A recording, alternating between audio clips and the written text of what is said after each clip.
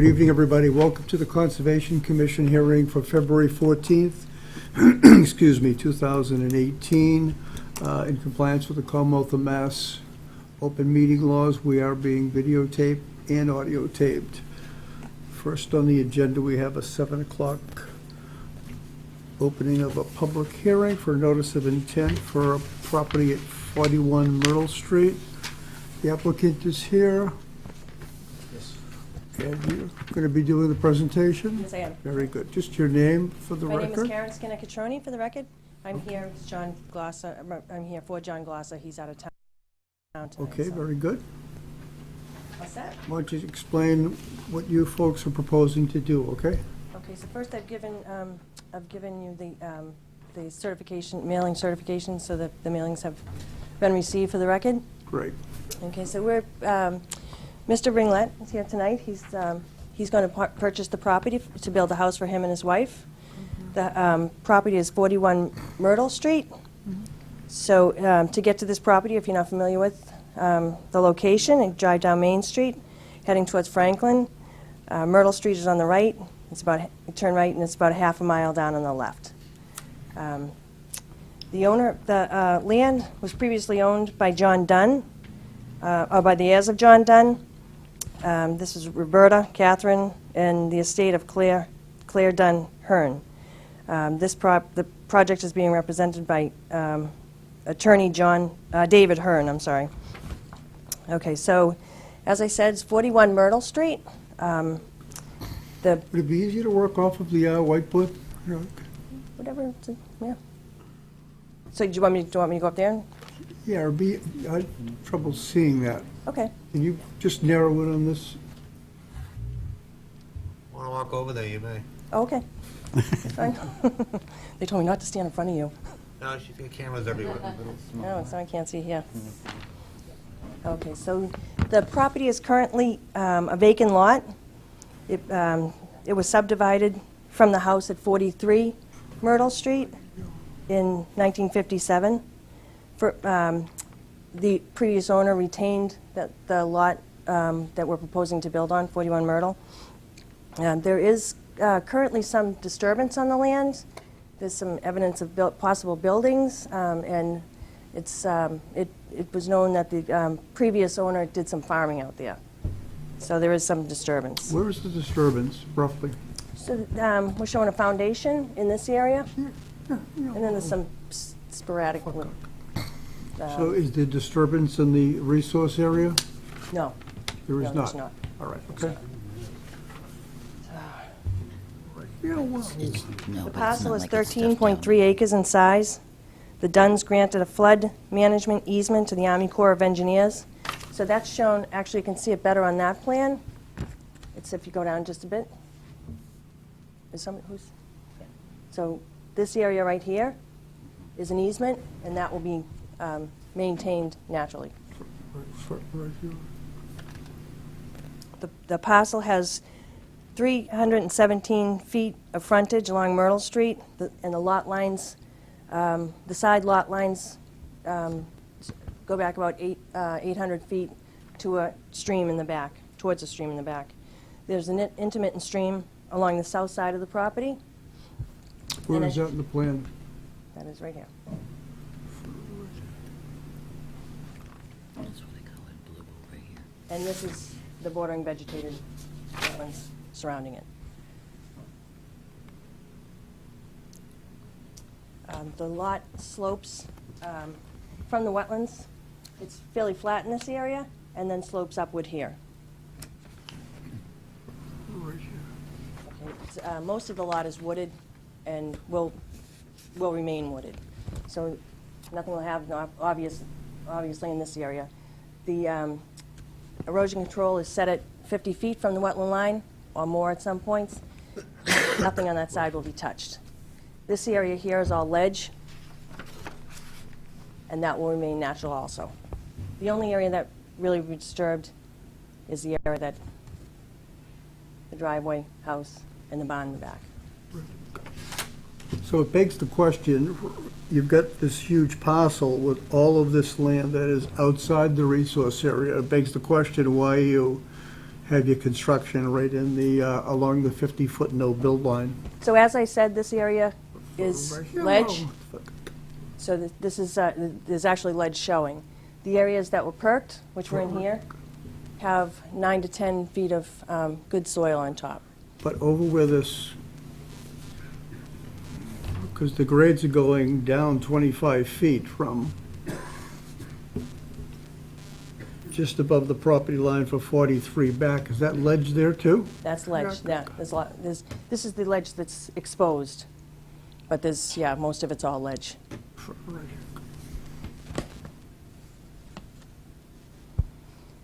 So the proposal is for a single-family house with a gravel driveway, septic system, well, in-ground pool, and outbuilding, which will be a barn on the site. The proposed construction is entirely outside the 50-foot buffer. The grading will be in the vicinity of the house only.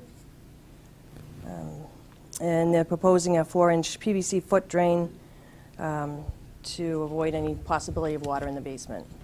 So that's shown in the plan.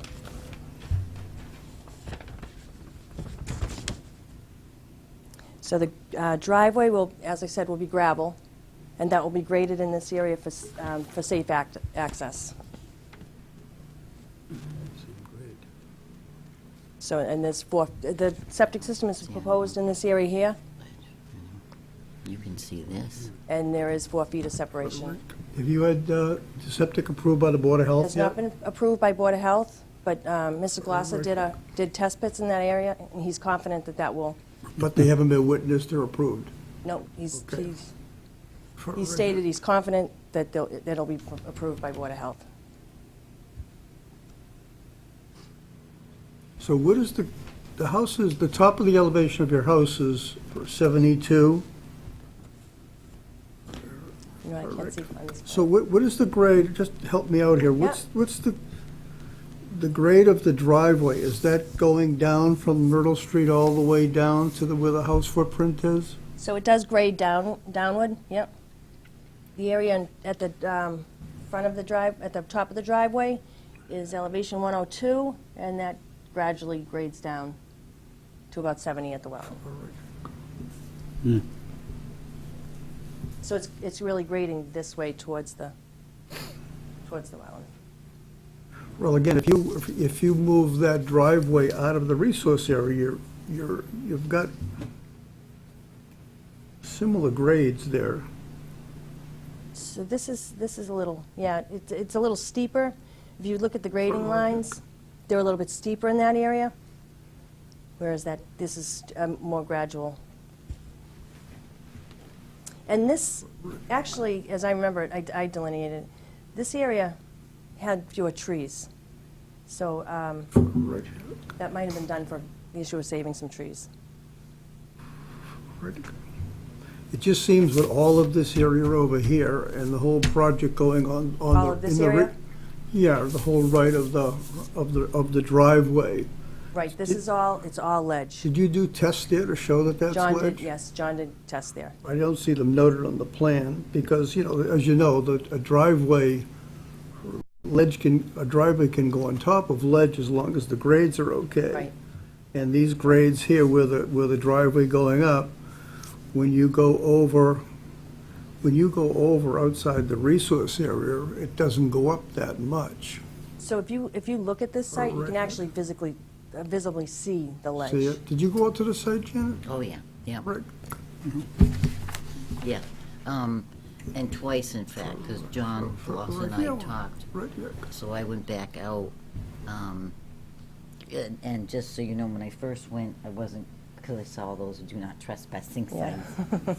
So I didn't go there, so I started on that next lot. Oh, yeah, yeah. Basically where the stream and the flagging, and then, So did you go in here? Oh, you went in on the easement. but the next time I went, Right. that's, John explained it to me, so the next time I went, because I could see all that Gotcha. dirt there, Yeah. so Yeah. he told me I can go in, no Yeah. one's gonna shoot me where the signs are, so, that's right off the road, and I had that in one of my pictures.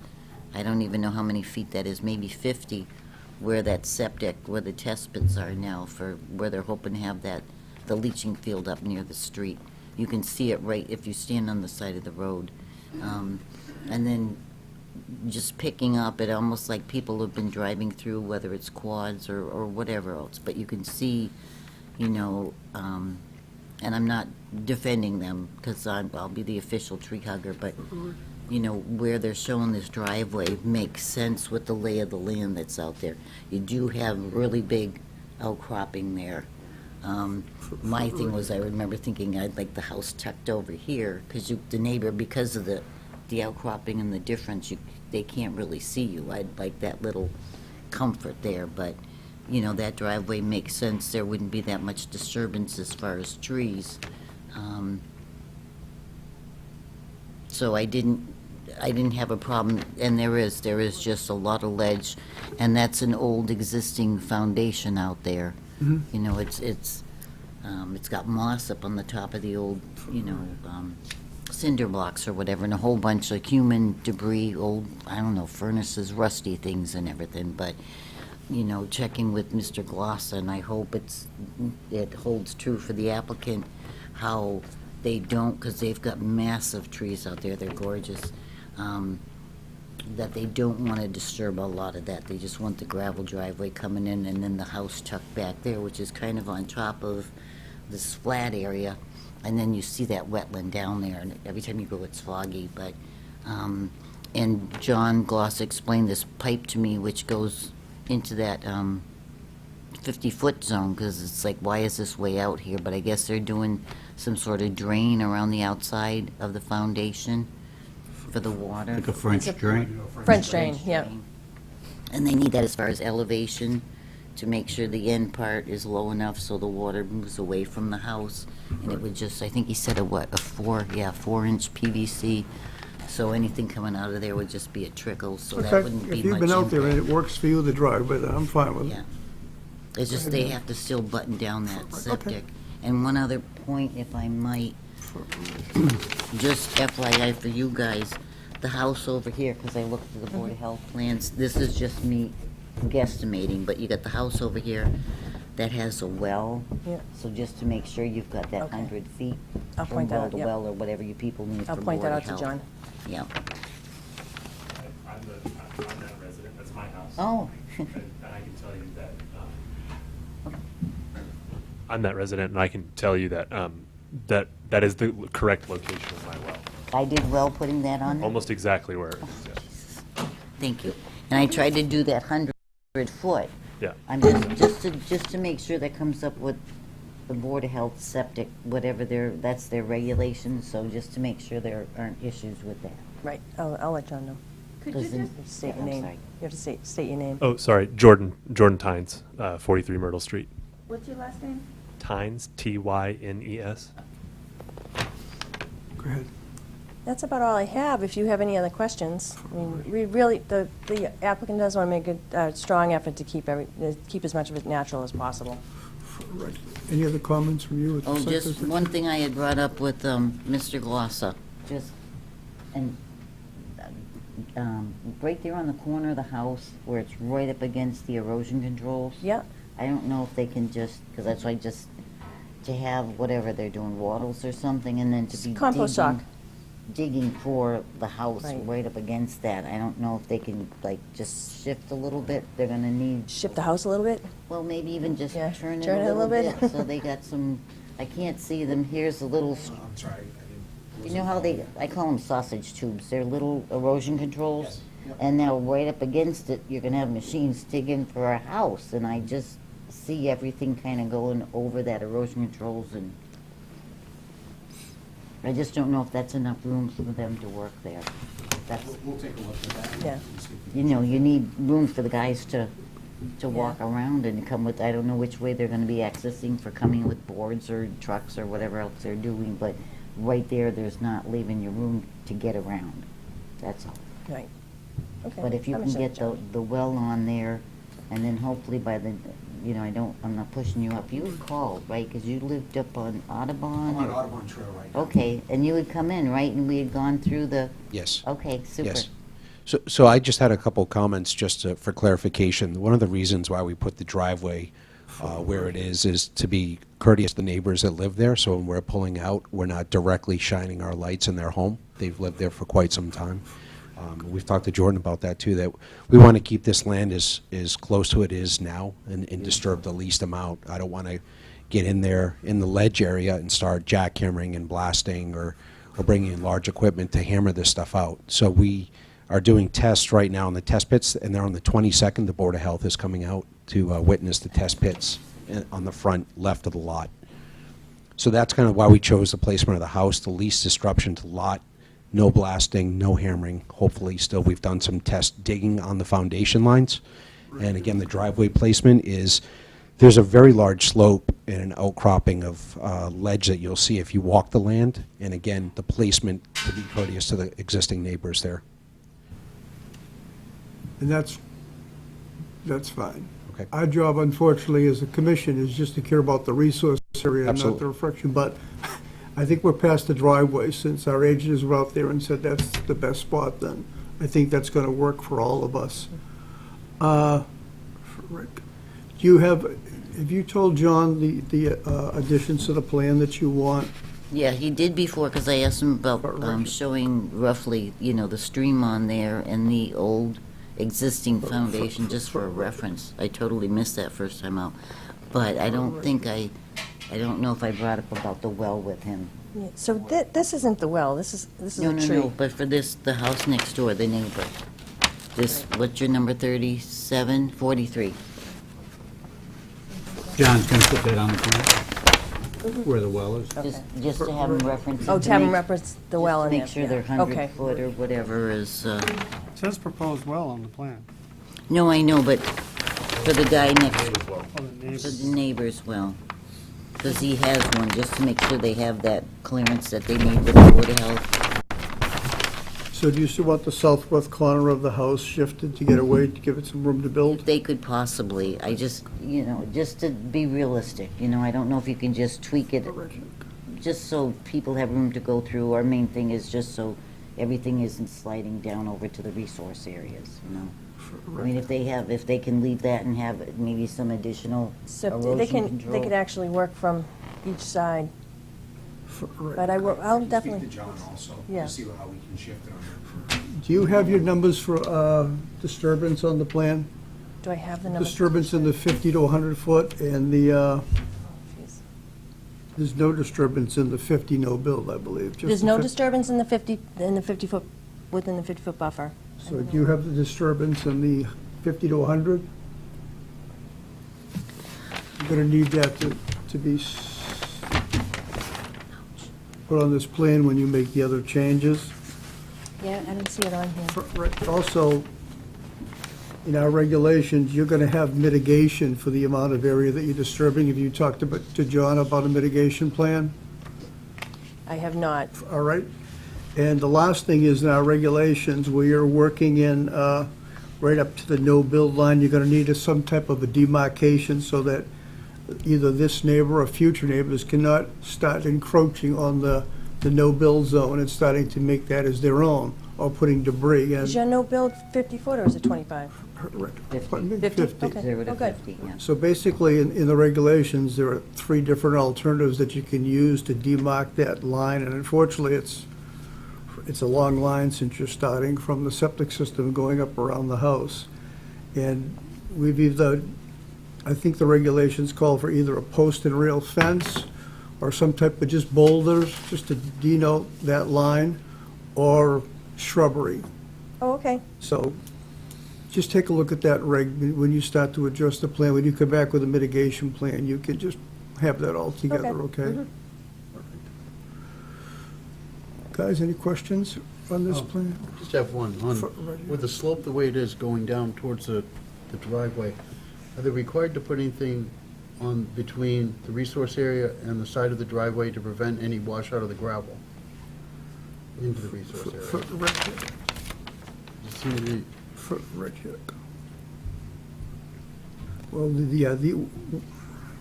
so your driveway's at 78, and it's pitching down Not that 100. I'm almost 100 on ledge, which is just gonna, right to with no absorption. 72. Do you realize that we allow paved driveways? Yes. You do that, you understand Yes, that? I would actually like to actually All pave right, that, here. and I thought maybe a little bit further on the side with gravel, but Rick, paving is good.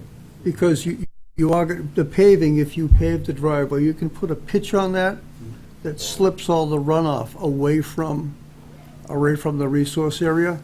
As a matter of fact, the reason we started allowing this years ago is because the gravel with the plowing and everything else and all the disruption, over time, and you're right on the line in some of these spots, so we find that more intrusive than just paving the driveway.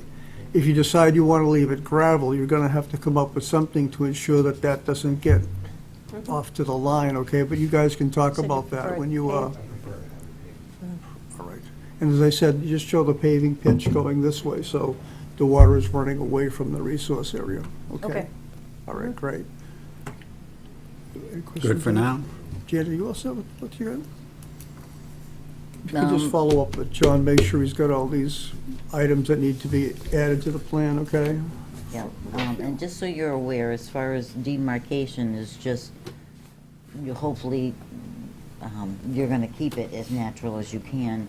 We have other people who, here's my lawn, and now they have a tendency to go a little further, and now you're losing that 0 to 50 buffer area. So sometimes it's more so mowers can't get through, or people don't have a tendency to wanna just go with the lawn, clearing out vegetation, having a lawn, now using chemicals, pesticides, everything else, so.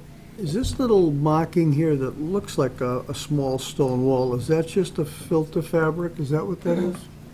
Where are you? That goes right along the left of the driveway, right by the buffer zone? It says retaining wall It's a retaining wall. for Right. the downward slope of the ledge. Are you actually putting in a retaining wall? I didn't want to, no. Right. I mean, No, isn't, Is it the orange, right. orange line? Yes. Because that's the erosion control. yeah. There's the, oh, that is the erosion control, I'm I'm sorry. seeing one that curves around the driveway near the house. It says Yeah, end this right retaining here, wall. this is the erosion control, The right? orange. The orange, okay, so that's the, Okay, that's the erosion control. all right, so that's the line that you're Right-hand gonna have side. to follow with the demarcation, whatever you decide to do, Okay. okay? A retaining wall would be a heck of a lot of money to do, so that doesn't seem like it's worthwhile. It's showing a retaining wall on the right side of the For- drive. Yeah, for- one on the right. Were you talking about the one on the right side? No, the left. No, the right side, we don't care about that because that's across from the resource area, so that doesn't really matter to us. But the boulder retaining wall, you could probably mimic that on the other side of some sort. Right, well, they could do that, but they still need a demarcation for the line, and if he pitches the driveway, then everything is gonna just run away from the resource, so it will be covered. Anything else, Patrick? I have nothing else. All right, so why don't we continue this public hearing and follow up with John to make sure we come up with a mitigation plan, the type of demarcating you're going to use, and all of the minor items that you want noted on the plan. And of course, you'll have to put that impact number on there for our file copy, okay? All right. Right. What is the impact number? It's the number of square... The number of square foot disturbance. Between 50 and 100. Yeah. Yes, exactly. Right, you're welcome. Right. You should follow up with the Board of Health, because if we, right, at next month, close this hearing, which probably would be the normal course, if there's changes in your plan, you'd end up reopening up this, so Right. you want to make sure you get that plan for the septic area all out of the way and tied in before we close this, okay? That would be your choice, though, not ours. All right, so why don't we have a motion to continue this public hearing to our next meeting, which is March 14th. Do we have anybody on there yet? So why don't we continue this until 7 o'clock on March 14th? Motion? Make a motion to continue 41 Myrtle Street until March 14th at 7 o'clock. Second? Second.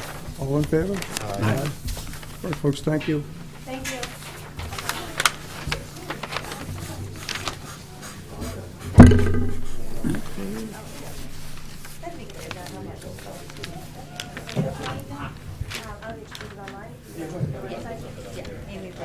Nice meeting you guys. The Enclave is our next continued public hearing that we have had a request for an extension. I believe they want to extend until the April meeting, Amy, is that correct? Yes. The Enclave? Yes, they want to continue for 2 months. Okay, so motion to continue that for, Motion to continue the enclave until April 11th at 7:05.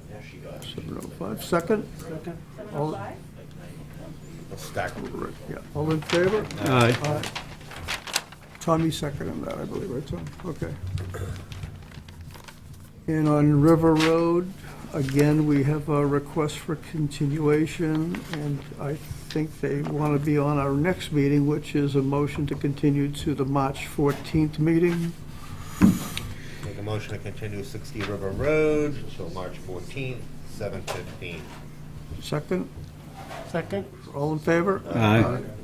Okay. 7:30, just about on time. We have a public hearing for Lawrence Street. We have the Lawrence Street applicant. I just saw him. Yeah, just no sense. Do you, Amy, do you have his information up on there? All right.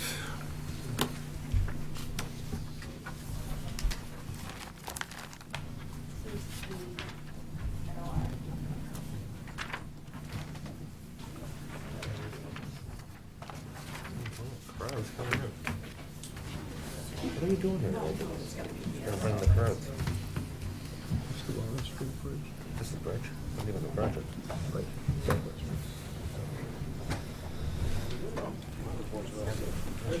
What's that? Be happy about that.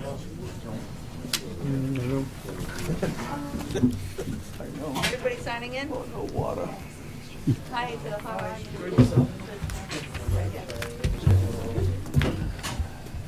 No water. Somebody's still.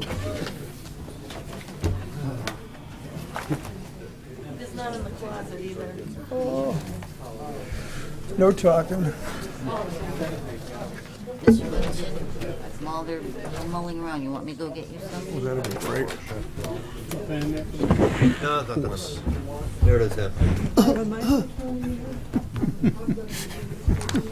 Bridge over troubled water. You need to use this microphone. Okay. You don't need to touch the buttons, everything is all set to go. Sure. Thank you. No, it's the bridge.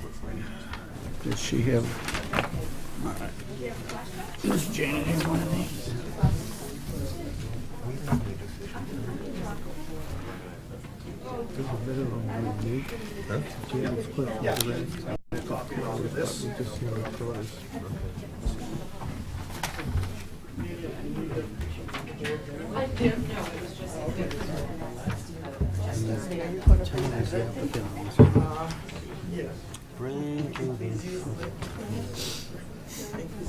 Oh, yeah.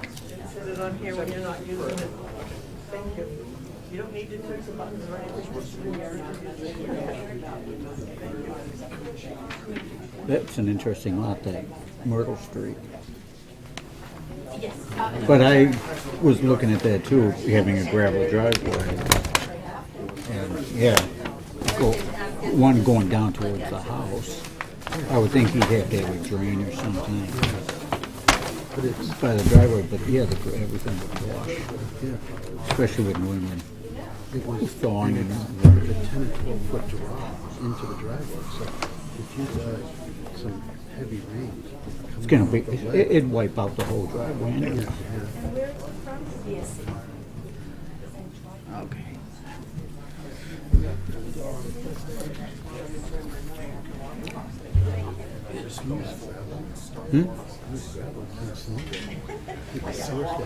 Right, you have to keep it up a little bit. Yeah. That's a long driveway too.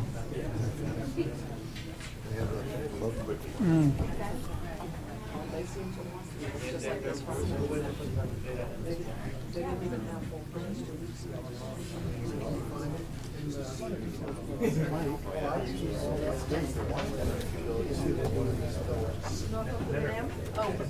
it has an end. Okay.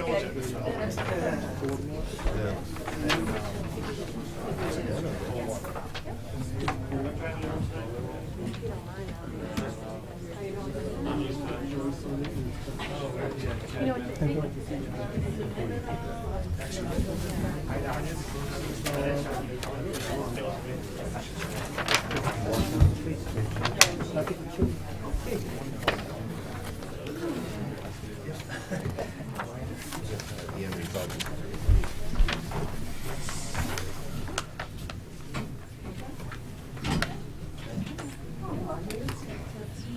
When we get to this,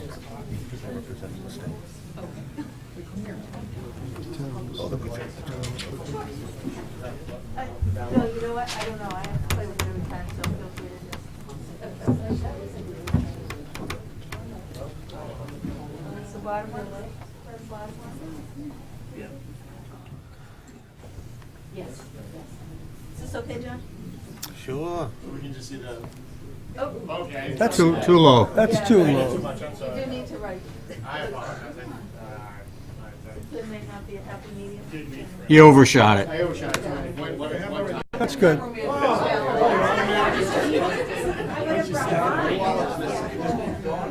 Yeah. They're digital lighting. They don't You guys went fancy on this light switch.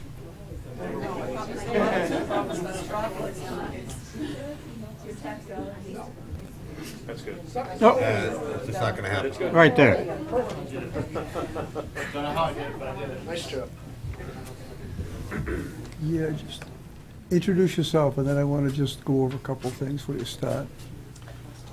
My name is William Scully with Green International Affiliates, and I'm here tonight with Danielle Spicer and Eric Atkins from Green International, who will be speaking tonight, and also with us to answer any questions is Chase Bernier from BSC. All right, what I would like to do, Bill, I'd like to start off by, considering this is the Conservation Commission and not any other board, we have an interest here in the resource area for this project. What I would like you to do is just give a general overview of what you're going to be doing as far as the bridge and the widening of the road and the retaining wall, et cetera. And then I would like, after that overshot is done, I would like you to give an in-depth description of how exactly this wall is going to be installed, the impacts to the resource at that time, and also go over the actual bridge installation, the demolition, the rebuilding, and I understand that the abutments are going to be kept in place. So you could go over the significance of that in the project, keeping in mind that we're trying to focus on the resource, but what I think would be best is, I think people may or may not know, give an overview of everything that's going to be happening in the area, okay? Thank you. Either one, actually. Danielle, either one. Right here. Sure. Hi, Danielle Spicer from Green International Affiliates. And I'm going to just give a brief overview of the project, and then I'm actually going to hand it off to Eric to talk about some of the details of the roadway and the bridge construction, and then I'm going to take it back and talk a little bit more in depth about some of the environmental impacts and how we're mitigating those. So just to kind of orient us on what we're doing, this is roadway improvements of Lawrence Street, starting off of Park Street here, and we have Bush Pond on the north and south side of the road. The proposed project, as we have it designed currently, and I'll go into more detail about this afterwards, is not going to be doing any fill within the pond. We are not impacting any bordering vegetated wetlands. Oh, and we are actually increasing stormwater runoff from the site. So that's kind of the big highlights of the project, and I'll touch back on all of these after Eric gets a chance to kind of talk about the details of the proposed roadway improvements and the bridge improvements.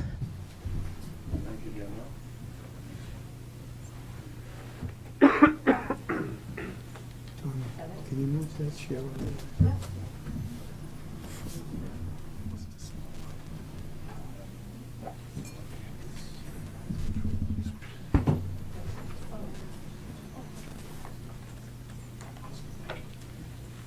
Thank you. Again, my name is Eric Atkins from Green International.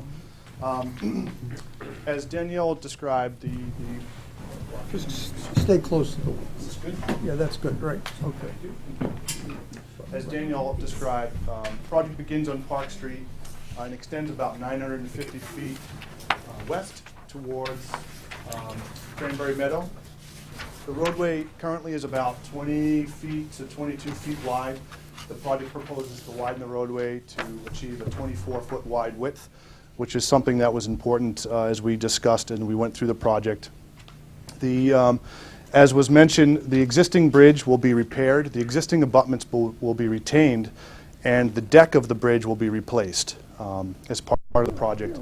And a new sidewalk is proposed along the north side of the roadway, coming down Park Street and extending across the bridge along a cantilevered boardwalk, which I'll discuss in a minute, all the way down to this location where it'll terminate near Cranberry Road. New guardrail is proposed along the south side. The guardrail will be timber guardrail to blend in with some of the aesthetics along the roadway.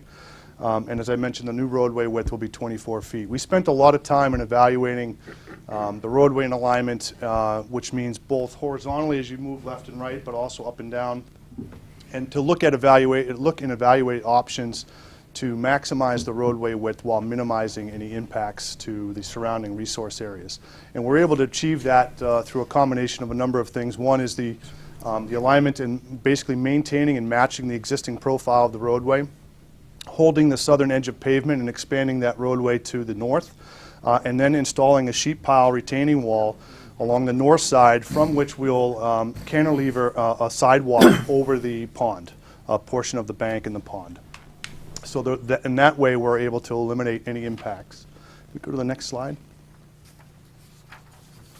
This is showing what we would consider a fairly typical section along what we call the Causeway Section, the section that abuts the pond on both sides. Bush Pond is on this side and on this side. So this is a section, if you can imagine, you take a slice out of the road and you're able to get down and look. We're looking east on the roadway right now. The north side of the roadway is here. The south side of the roadway is here. And what this shows is the reconstructed roadway. Starting on the south side, we're holding this edge of pavement and we're extending the roadway to the north. So you can see roughly the existing edge of pavement is somewhere in this vicinity here. This is a sheet pile wall that we're going to drive sheet piles down into the existing shoulder and then construct a concrete curb wall from which we'll cantilever a new sidewalk, a new boardwalk that's about 5 feet wide. It'll have wood trim along the sides and either wood or Trex type of decking on the deck. The new roadway, as I mentioned, 10-foot travel lanes and 2-foot shoulders. And you can see the different resource areas, which Danielle will get into in a little bit more detail as she describes the notice of intent submittal. And with that, I'd like to hand it back over to Danielle.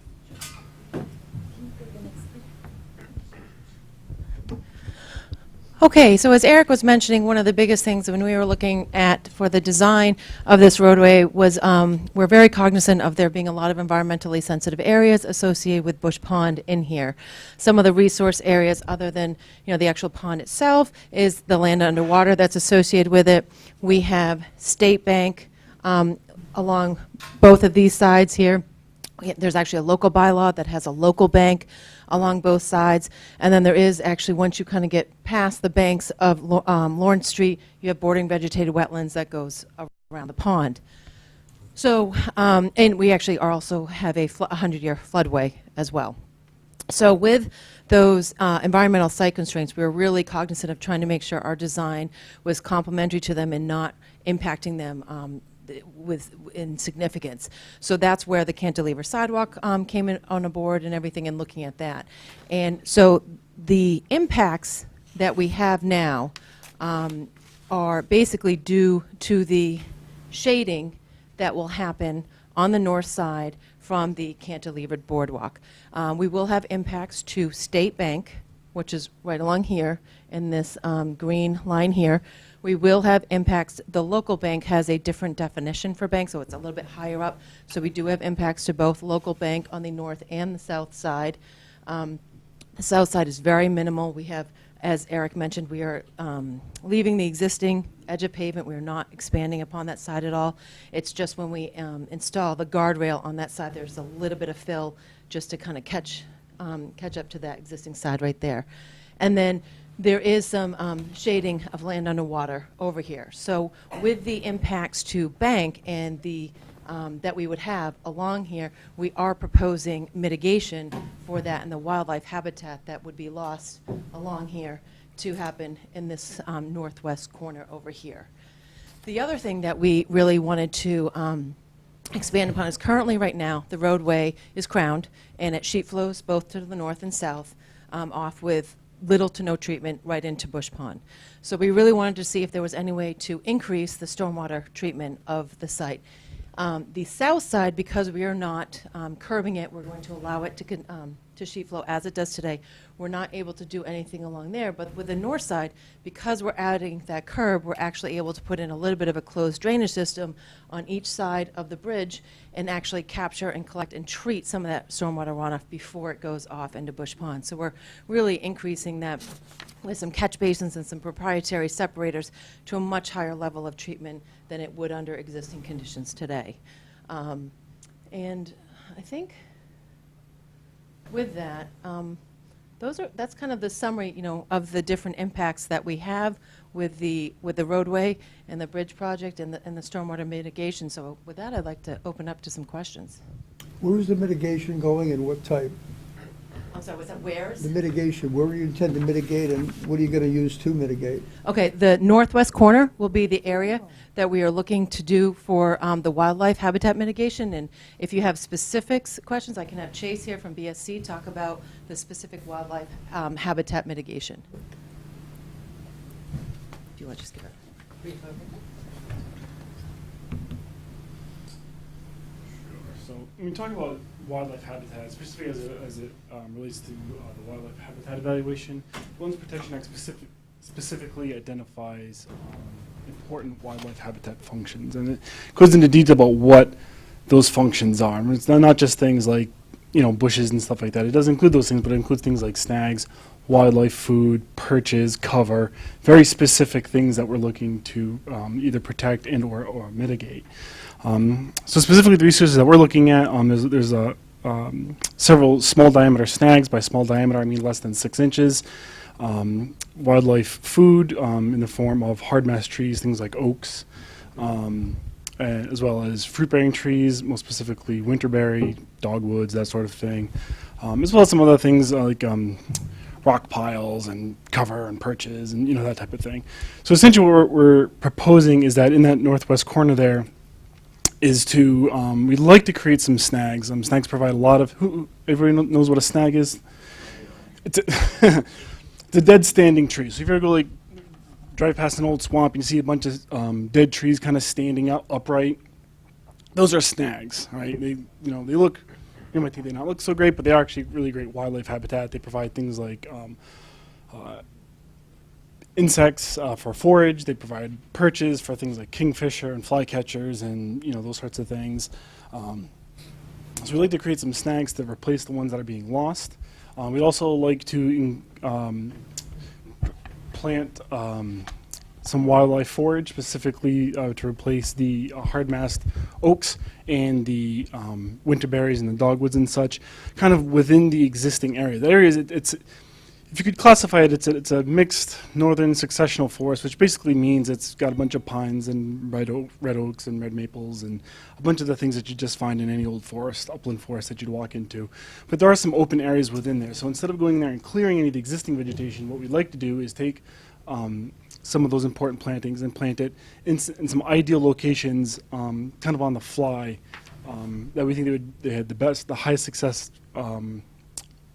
The highest rate of success, as well as there's some invasive species in there that we can take care of while we're in there, because we all know invasive species are bad, as well as create some rock piles and those sorts of things.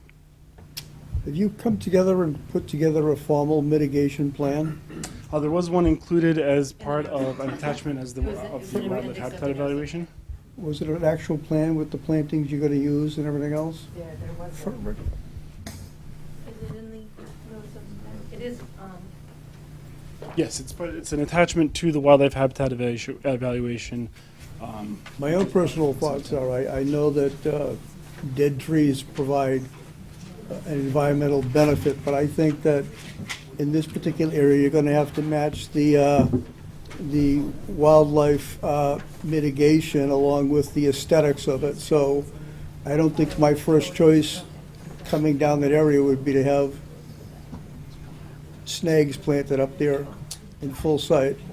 Sure, I mean, the snag's already existing along the road, so you're already looking at the snags. I as you didn't go say by. that. You're asking about adding them. Yeah. Well, the ones that are there are going to be removed. They're going to be lost. That's a lost resource. That probably would be a good idea. Again, we're trying to balance the aesthetics with the wildlife. And how many feet of disturbance are you folks dealing with here? So specifically here with the, specifically talking about bank, because that's what we exceed. Disturbance, right. It's about just over 800 linear feet. Of local bank. Of We local actually bank. have about 300, Right. and, I'll give you that exact number in just a second. If you actually go back to, State Bank is 410 feet, and local bank on the north side is 465, and 350 on the south side. That's linear feet. Linear feet. I'm talking about square feet. We talk about resource disturbance, we mitigate based on square feet. Well, when you talk about mitigation for a bank, it's based on linear footage, so it's a little bit more difficult to. Well, when you put your wall up, you're gonna have a 5-foot fill to that wall. Yes. To me, that's disturbance. Yeah. So basically, if you're talking an 800-foot strip, 5 feet wide, you're talking 4,000 feet there. So when you come up with a mitigation plan, it's not gonna be for a linear wall going down, it's gonna be for the whole area that you're gonna be regrading, filling, or changing, so. Right. That whole area, I'd have to look at off the top of my head. I want to say it's around 3,000 feet. Area right, It's that's the the, square let me footage. just. Yeah. So if like this isn't an old foundation and whatnot. So we're talking about an area of within this area here. And just by these dots, these aren't the actual square footage of the plantings. These are just locations that, it's got good sunlight. It's not going to reduces the chances of planting failure, that type of thing. So it's not one plant, one plant, one plant. We'd plant a group of plantings in that general location. I still on the plan want the square feet that you're gonna be We can give you that disturbing in number. there. We didn't quantify that, but we can give you that. Now, what about on the east side, of the area? Isn't there land there now that people use as a recreation area? On the southeast side, I believe there's like a little bit of a drive. No, across the way. Across the street, there's a For- walking for- path. right. People park. As you enter from Park Street to go over the bridge, before the bridge on the right, there's an area down there. Okay.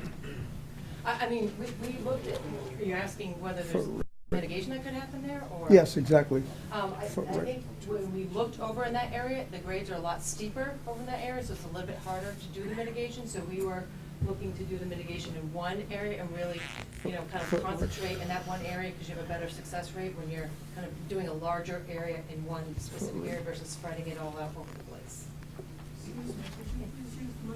Sorry.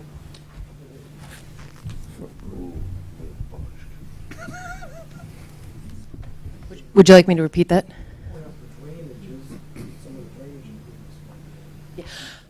Yes. I So do consider the stormwater benefits a part of the mitigation, absolutely. That's a big part. And we do have the stormwater discharging on both sides of the north side of the roadway to capture and collect as much roadway as we were able to do that.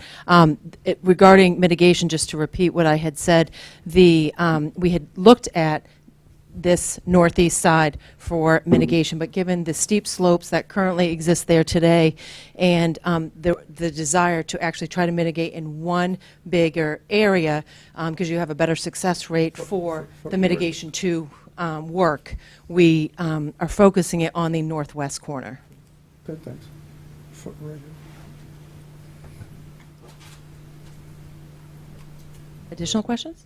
Anyone else have a question? Are you going to wait until they finish the discussion, sir, and then we'll open it up to the audience, okay? Let them get through their whole presentation first. Mr. Middleton, can I ask one? Right, yes, you can. With the drawing that you're showing the cross-section of the roadway for the north side, I'm just want to double check because on the south side, oh good, oh I thought he was coming over to me.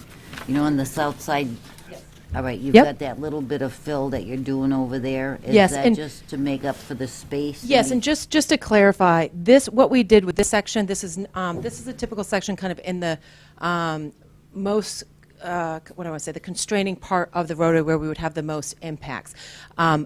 Which is about 50 feet of the road. This little bit of fill is not for the entire stretch of it, but there is some portions of it where it's a little bit closer to it. So all this is just to allow us to install the guardrail here and then meet back to the existing grade. Okay, so you're not going to be filling all the way down? to No, the there bottom. is absolutely no fill. If you guys can see, one of the resource areas is this 100-year flood elevation, which is also the floodway. There is no fill below that line at all. Okay, now for the other side, because I don't know if I'm Janet, and I had sent you those. Yes, Okay. and that's where some of these, we brought these cross-sections and stuff to kind of answer some of your questions you had But brought up. on that side, where all the vegetation is on the north side? Yes, Are you cutting that out? Are you yes, in order, along the bank in this area, the, you're not disturbing the roots in the bottom, or? well, I mean, in order, I'll let Eric.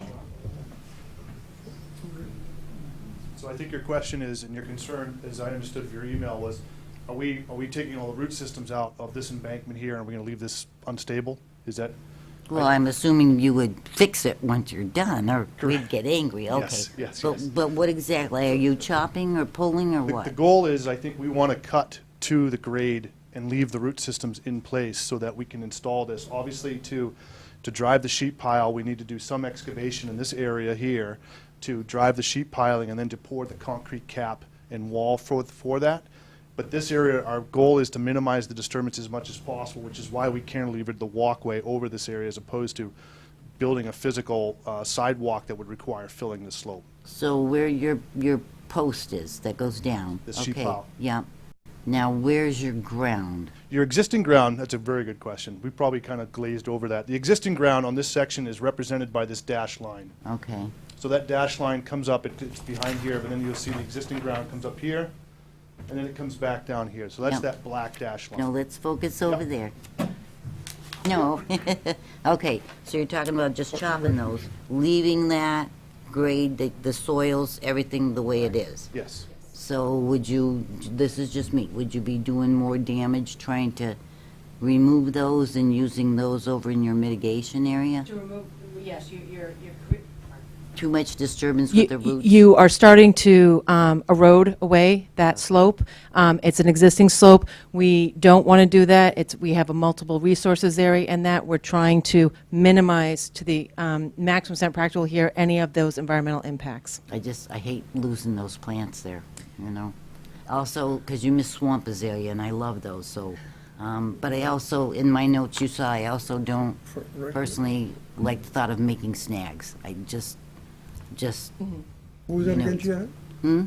I'm sorry, I didn't hear you. What did you say? Oh, no, snags. They're talking about, forgive me, Right, but no, taking I a understand. regular tree, Right, I understand. taking it's like, You're going to actually have a big part in the mitigation plan. good, because And, we can work that all out. of those notes that we sent to you, I believe it was last week, Yes. make sure we get formal answers to those really quickly. Oh, sure, 'cause that- sure. all And right. and some of them we've brought with us tonight as, with these handouts, Very but we good. will issue it all formally in an email. And one more quick question. When you're talking for the catch basins and dumping on the north side? Yes. Because when you get a lot of heavy rains and whatever, how is that coming out to the pond? Are you going to be scouring? or Sure, anything? there's a riprap, some riprap at the end of that pipe that will allow for the dissipation of the runoff as well. And just Before it gets to the pond? before it gets to the pond. All of our discharges are upland of any of the resource areas.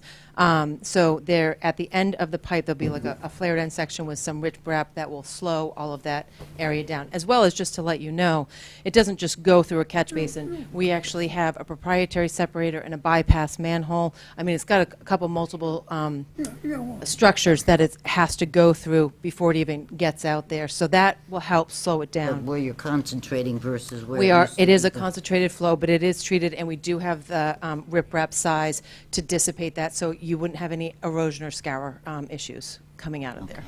But if you could get those just, I know you were out of the office, and then I know you get buried with emails, so I just wanted to make sure that got moved up. But that kind of tweaking, I understand the whole road project. Well, in the flared end with the riprap and stuff is on the detail with the plan sets, but we will make sure these additional plans. And I think Rich McCarthy had called somebody about the drawing being the wrong one.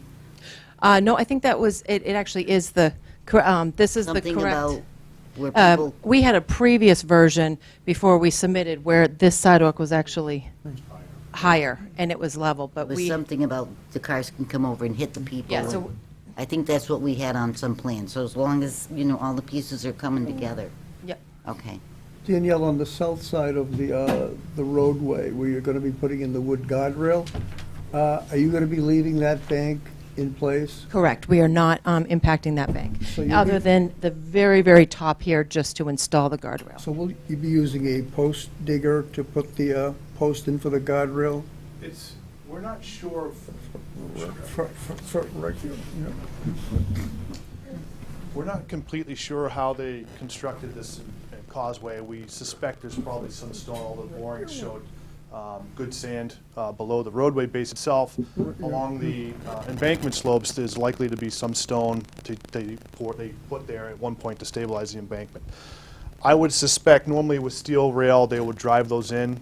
With these wood posts, I would suspect they'd auger those out and place them in there, is what I would guess. You're probably gonna have some protection then by the pond, because you've got Absolutely. We have a to turbidity curtain that we're proposing All right. along both the north and south sides, all the way around each side of the bridge, and then coming Is back. that the other side. on the plan you submitted? That's correct.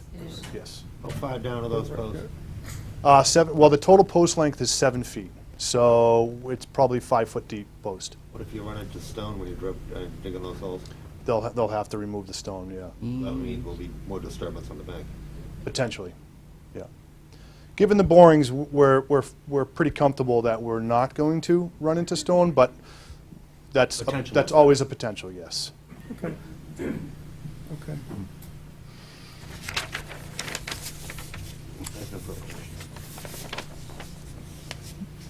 Next, I think probably while you're up there, why don't you actually go over the bridge, I think, where you're working on the embankment, you're gonna be pouring a flat spot and building the side. That seems like it's gonna be minor disturbance on the waterway, but how exactly is that sheet wall gonna be put in? How far are the pilings, how deep are the pilings? What do you use to put in the pilings, and what goes on after that?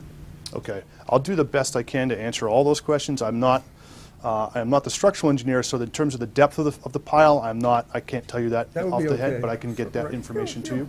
Right, yeah. What we anticipate, and I apologize if I'm blocking anybody's view, go to this side. Because I've never heard that, The bridge plans? We probably do, but it may be. we're maybe just not easier to familiar with the type of sheet wall and Yep. how it's made up. What we would expect is the contractor to go in and pre-trench this area where this will happen, and they'll go in with a pile driving machine, a sheet pile machine, which will drive the piles into the ground. Sheet piles are like not a straight sheet of metal. It comes up like this, and when it forms that wall, it has a rigidity to it that provides some structural value. Those will be driven, I'm guessing, anywhere about 10 feet, but maybe deeper into the ground. It's all work that will not impact the resource areas because it happens inside the roadway structure, which is why this option was chosen, because of although it's a more expensive option, it has the benefit of greatly reducing the potential for impacts to the resource areas when you consider that in relation to conventional construction methods, which may be a cast-in-place wall or a precast wall or other methods like that. So the sheet pile wall will be driven, and then the concrete cap will be placed to create the curb for the wall, and then a rail would be placed here. And then from that, we would install the cantilevered walkway off of that wall. The roadway we're anticipating would be reconstructed using full-depth pavement reclamation, which means that a large machine will go in with a large drum, pulverize the existing pavement, mix that in with the existing gravel base that's there now to create a higher quality base material, sub-base material, and some of that may need to be amended with some stone to meet the standard specifications. And then the paving would be done on top of that. Going back to the pilings. Yes. So you've got these pilings down 10 feet. What's this concrete cap you're talking about? Is that a prefab concrete wall? No, we anticipate that to be cast-in-place concrete. So you're going to form on top of these pilings and pour a cement wall? That's right.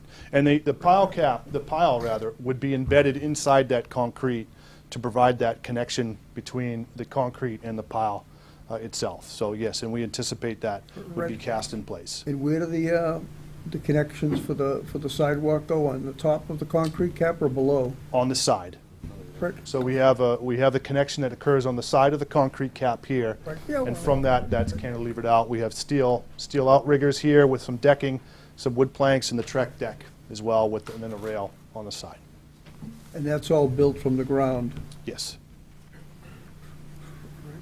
You guys have any questions on the construction? What kind of life does that have then? I think it's like a 50-year design life is what we would expect.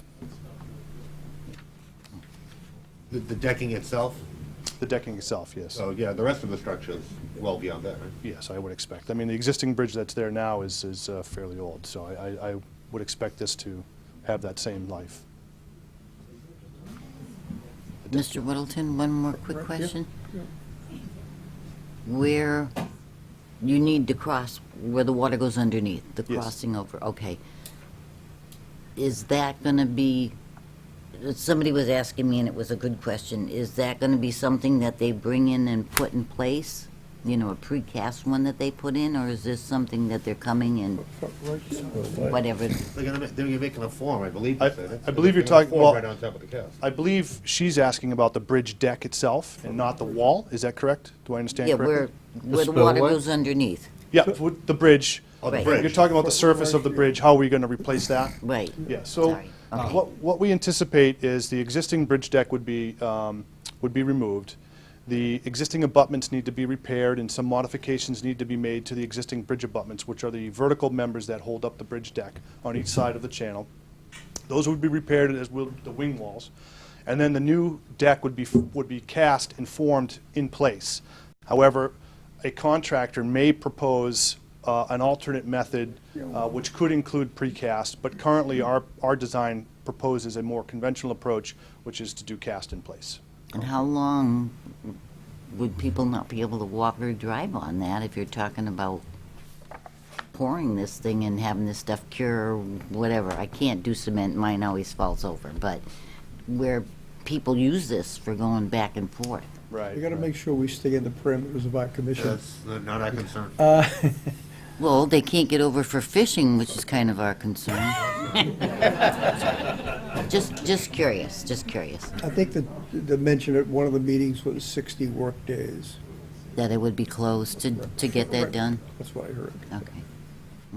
Okay. Anybody have any questions on actually what they're going to be doing there? So the roadway's going from 20 to 22 feet to 24 feet. You're keeping the bank on one side, so that means on one side, you'll actually be in the water 2 to 4 feet over the current existing bank.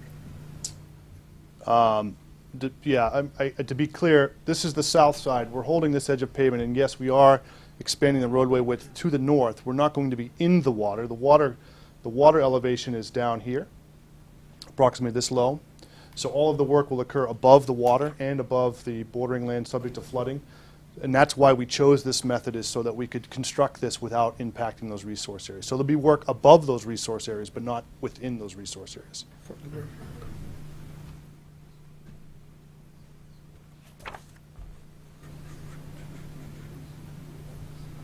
Anybody in the audience have any questions on this?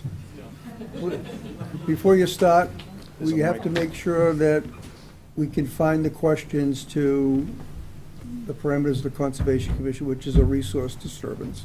Okay. All right. Yeah, H&M. this is on Right here. Lawrence Wilson, 22 Yep. Lawrence Street. Just to look at this real fast, is this piling going to be exposed? So this would be backfilled with earth? Generally speaking, along this length, this piling will not be exposed. That's correct. Well, your water's down here, so what are you going to see when you look right there? You'll see this embankment. Okay, great. What's this made out of? Steel. Steel. What kind of steel? Grade 60. I'm not the structural engineer. I couldn't tell you. So how's that going to be maintained? That, again, is Again, the it's not in the question for this.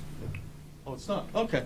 The other thing is I've looked at the survey of the plants there, and there's a couple of important plants that are important to pollinators that I haven't seen on your list. One is clethra. Both embankments are full of clethra there. And there's also some wild cherry. The clethra is probably the most important pollinator plant that's there, and I'm actually surprised you missed it because it is thick on both sides. My suggestion to you would be, send our office an email with what your plant picks are. As I mentioned when we started here, we're going to be having a part of the input on the mitigation for this project. So if you've got any helpful hints that you can help to incorporate in the plan, please feel free to send it off to our agent so we can use your items as far as coming up with a plan to mitigate, okay? Yeah. Okay. I mean, I can speak to that real quick. As far as pollinators go, unfortunately, as far as the wildlife habitat evaluation, it doesn't really take that into consideration too much. We do take it into consideration to kind of as a sidestep because, I'm a biologist more than I am a consultant. So the wildlife plantings that we are including, they are, winterberry is a pollinator species, the dogwoods are a pollinator species. There's a bunch of them in there as well. But you're right, there's clethra, there's winterberry, there's the Spira, which is in there. There's a whole bunch of other ones in there. So if there's a specific one you'd like us to do, that's fine. It is part of the ecosystem that's there right now. There is the other thing you have to remember is that we can't exactly replicate what is there. You have to we're going in a different area to replace the function, not exactly the exact things. So you can't just go out and say, all right, there are 60 winterberries. We have to replace 60 winterberries. That's not what No, I the don't think intent we're asking is. that. We're just saying it's not even on the list, that's all. I think your suggestion of if you can email that will work with what you would like. We've got a and- couple of and a with- comprehensive plan that works for everybody, mainly the residents and the commission here. Anybody else?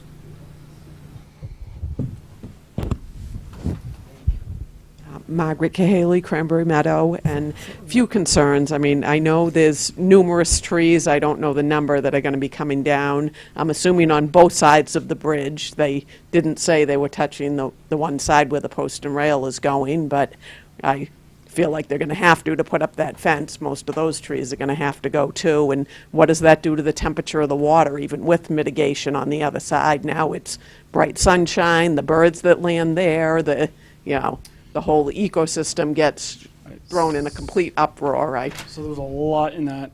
Yeah. Try to break it down. As far as the temperature of the water, it's most of that lake or pond is exposed with limited cover anyway, so the temperature is going to minimum. It's not. There's not going to be no significant difference. As far as perches and cover and all that stuff, that's the whole point of the proposed creating snags, plantings, and stuff like that is to replace that function of that. But it's almost 50% of the open water that you're taking off when you talk both sides of that. Well, if I can just clarify that, we are impacting the north side of the bank, and we are removing that vegetation like you just said. We are not impacting the south side of the bank. Okay, no trees will be removed? No. There'll be some trees removed. Right. But it will not be a complete clearing of that side. Right, so no mitigation then for the amount of clearing is what you're saying on that side? No. We are, absolutely. Okay. We have local bank that, because the local bylaw for the bank is more stringent than the state, so it's at a higher elevation, so we have taken that into account for mitigation. So we are mitigating not only the state requirements, but the local requirements, which is a much higher number that we need to. Okay, and then Just to kind of expand on that, not only it doesn't mitigate just the bank impacts, it also includes the buffer zone above that as well. So it includes all of that area, not just that 800 and whatever number of local bank as well. Does that answer all of your questions? I think so, but Okay. it doesn't satisfy it, but it answers it, yes. And I also was curious as to what type of wood we were going to be putting in for these posts. Big concern that you're going to go 5 feet into the bank with some chemically laden No, wood. they're all highway approved, special pressure-treated timbers. Okay, I mean, highway approved, but is it environmentally approved? They stopped putting chemicals in pressure-treated wood years ago. Yes, I know That is that, all but, gone now. yeah. Yes. But- These are actually used all over Cape Cod. Okay. Some of the pictures that were used for this were I saw taken right those. from some of the bridges over Cape Cod. Yes. Their first impulse was to put in a metal guardrail that they say patines and I say Russ. So we sort of have a wood guardrail that has a steel reinforcement behind it built in to give you the same stability, but to me it looks a lot nicer. It'll tie into the railing across the way too. But I think you have to understand, Margaret, they're going to be mitigating the project as a whole. If they're taking down some saplings on one side to install the guardrail, what they're taking down has to be included in their overall plan, whether they put them in the same spot, which probably isn't likely, because putting something on a pitch like that in 3 feet, you probably do more harm just by putting in a tree ball, but the whole project as a whole has to be taken as far as the mitigation goes. That's why I want our agent and our consultant to have the final say on what goes where. Do you have any other questions? What, I'm sure there's plenty more. Thanks. Brian Cahaley, Cranberry Meadow. On the north side, underneath this walkway, now I know there's a lot of concern about different vegetation underneath that. Doesn't the shading of that walkway change the plant life, shade it out, and it eventually dies, erodes the slope? There's nothing, if the shade is going to kill off any vegetation, The then shade it is doesn't- a consideration for what they're doing. And that's an impact. That's Right. absolutely, you're 100%, and that's exactly what we, when we analyzed our impacts, we took into account. So we took into account the extent of this sidewalk over and went straight down. It's, even though we're not filling, we took into account the fact that we're shading it, we're changing how that habitat acts, and that's where the mitigation comes into play, because while we're impacting it here, we're going to replicate it somewhere else to provide additional habitat over there. I understand that. I understand the replication elsewhere to take place, but what my understanding is that whatever is living on that slope will die, or reduce. Or Gets reconfigure. then you get washout. The roots are gone, and that eventually erodes, and the I road can assure you, erodes. there won't be any washout. Okay, not washout, but I'm saying erosion. Right. Things in that- Same thing, it has to be stabilized. Right. Those banks have to be solidly stabilized. Okay. Without a doubt. The conservation, if they don't stabilize on their own with natural regrowth, we'll have them rip-wrap the whole thing so nothing goes into the water. The bigger part of Lawrence Street, the conservation did our study about 7 years ago because of the encroaching of all the vegetation on the south side. It's because the water levels are only 1.5 feet deep. And the problem is, when you've got a water level that deep throughout the pond, the sun gets at it, and that's the biggest deterrent to having your water showing, because all the vegetation now grows because the sunlight hits the bottom of the pond and you've got the growth. So I think the sidewalk will stop the sun perhaps, but still it doesn't get, like you said, over the fact that the stabilization has to occur. One of the jobs that we have as a commission, as the construction's going on, that has to be accomplished. There's no if or and it doesn't matter if it starts in 6 months after the project or 3 years. That has to be done. So there's no way that can run off into the pond. And we also had water tests done, studies on that pond at the same time, and the studies come back that we found the pond water very clear and healthy. It's not the proper term that the water folks use, but so it's a clean pond, and after this is done, this should remain exactly the same, with the added benefit, I'm not sure how much it sunk in, the runoff from the road right now with the salting of the trucks and the dirt and the debris, That probably is one of the biggest interferences in the quality of that water. As he talked about the mitigation on this, the one good thing is when this was designed, and they have a closed drainage system so that a lot of that runoff, if not most of it, and the salt and debris can all be kept outside of the pond area. So that by itself should be a big help. But the shading is a conservation issue. So much shading does affect the resource and its disturbance. We looked at the treks, and the treks, if you folks have decks, can be pretty close together, probably less than 1/8 of an inch. With a pressure treated, the decking can be up to 1/2 inch apart, which changes the shading by 3 times, where you're going to have these 4 or 6 foot slats there. And also we looked at the treks, if this is going to be plowed, if somebody uses this, if the highway department uses a snow plow or a snow blower to go over that treks, it'll destroy it in the first time. So starting to look at, they're looking at that now, that may not be the best treatment for that, and maybe a pressure treated, which is more lasting and gives you 3 times the spacing between the planks, would help in a couple of accounts. So that's still not nailed down now, but that's still looking at. But the shading is a very real issue. Next. Thank you, Mr. Chair. Mike Judici, 6 Eagle Drive. I'd like to get back to the sheeting discussion, if I could. So you had mentioned at one point that the contractor would likely be doing some pre-trenching along the line of the sheeting. So you can see from this detail that there's very little room for error here in terms of the limit of the construction and the impacts.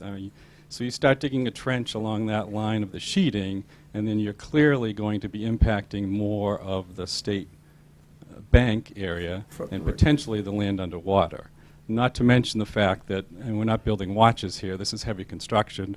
Mr. Chair, you know, you're driving sheeting. You can't be that precise. I mean, just look at, and I know this is just a detail, a sketch, but it's clearly that there's not a lot of tolerance here between the area that's going to be worked on and the impact. So I think they're grossly understating the amount of impact to resource areas, both the bank and potentially land underwater.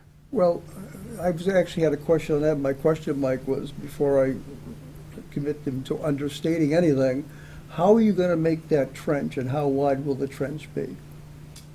How are you going to physically put the trench in? The contractor has many means to do that work. I don't know exactly the option. I mean, if it's a it's a piece of equipment, obviously. It's not going to be done by hand. If it's a backhoe, then you've got a 6 foot wide piece of equipment with 1 tire in the pond. I don't expect that, no. Well, how backhoes can articulate to come from the side, so they can back up perpendicular to this and articulate their hoe to the side and do the excavation. And maintain that line that is so precise, just barely avoiding the impact to the bank. I don't see that happening. So the trench is going how far in from the water line? So the water line is roughly around like a little less than 173, so it's way over here in this section. And just one point of clarification, this is kind of our most constraining section where we are the closest to our impacts. Once you get past about 50 feet, we have 800 linear feet of a roadway, you get much farther when you have a lot more room to install this, and then this edge of existing bank is like way over here. So we wanted to kind of show the worst case scenario of our cross section of our road right here, but it is not the typical case throughout the entire roadway.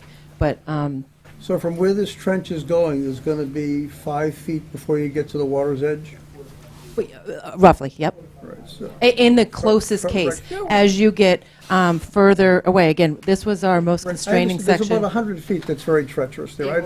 I understand. You'll have a lot more room. And the fabric you're putting up as the protection is going to go at the water's edge before you start the trenching? The turbidity curtain you're talking about? Correct. Yes. So that will actually be in the water. That would go both on the north side and the south side to make sure we capture any. Right. And how is that installed?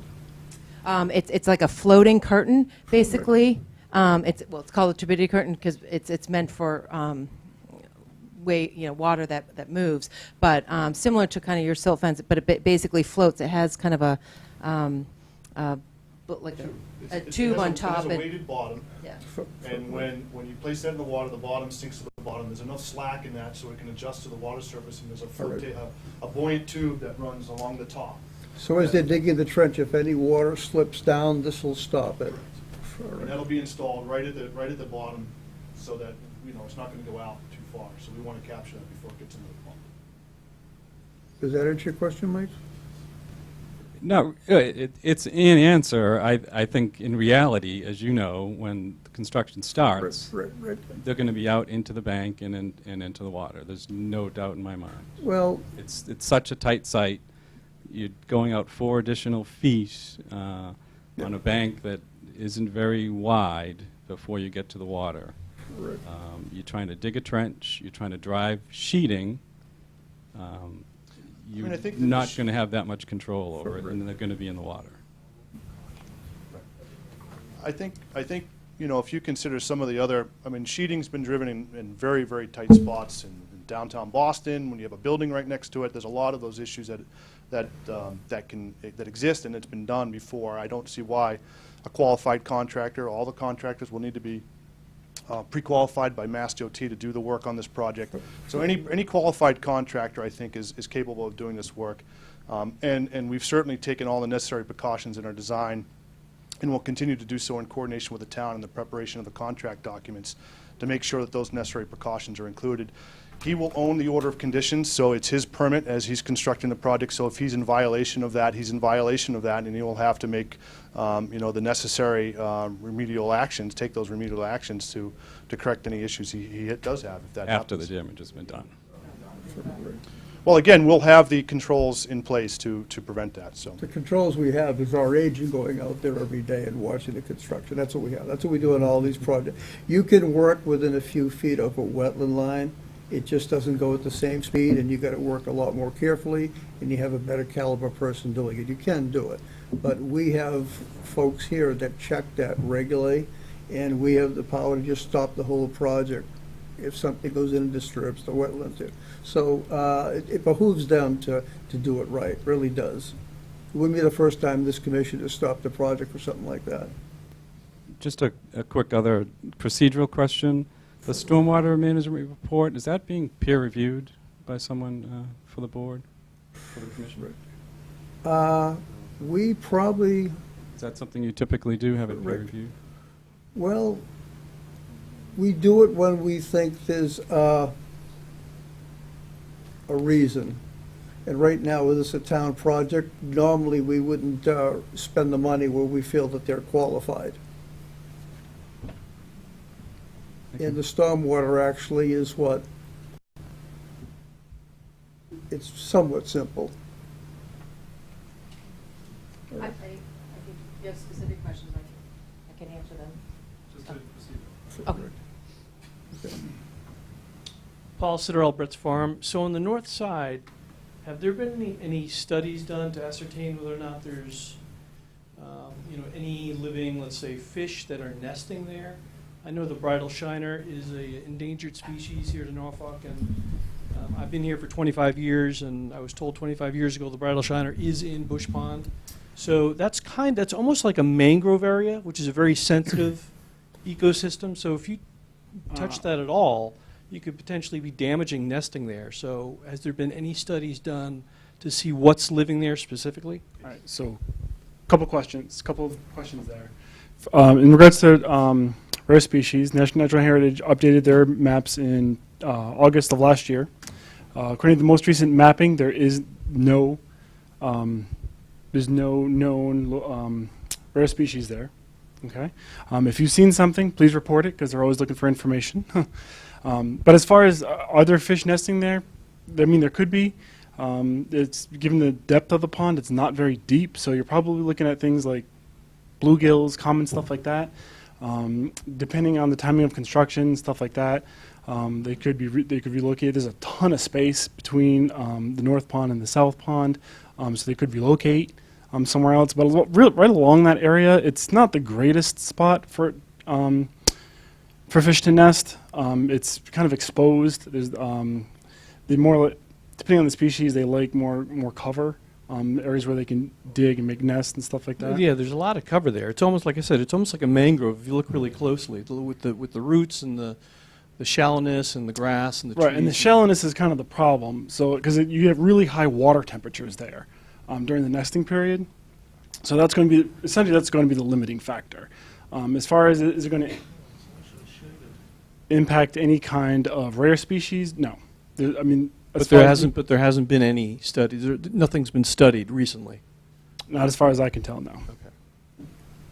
Again, this will not be going in the water. This will be in the bank.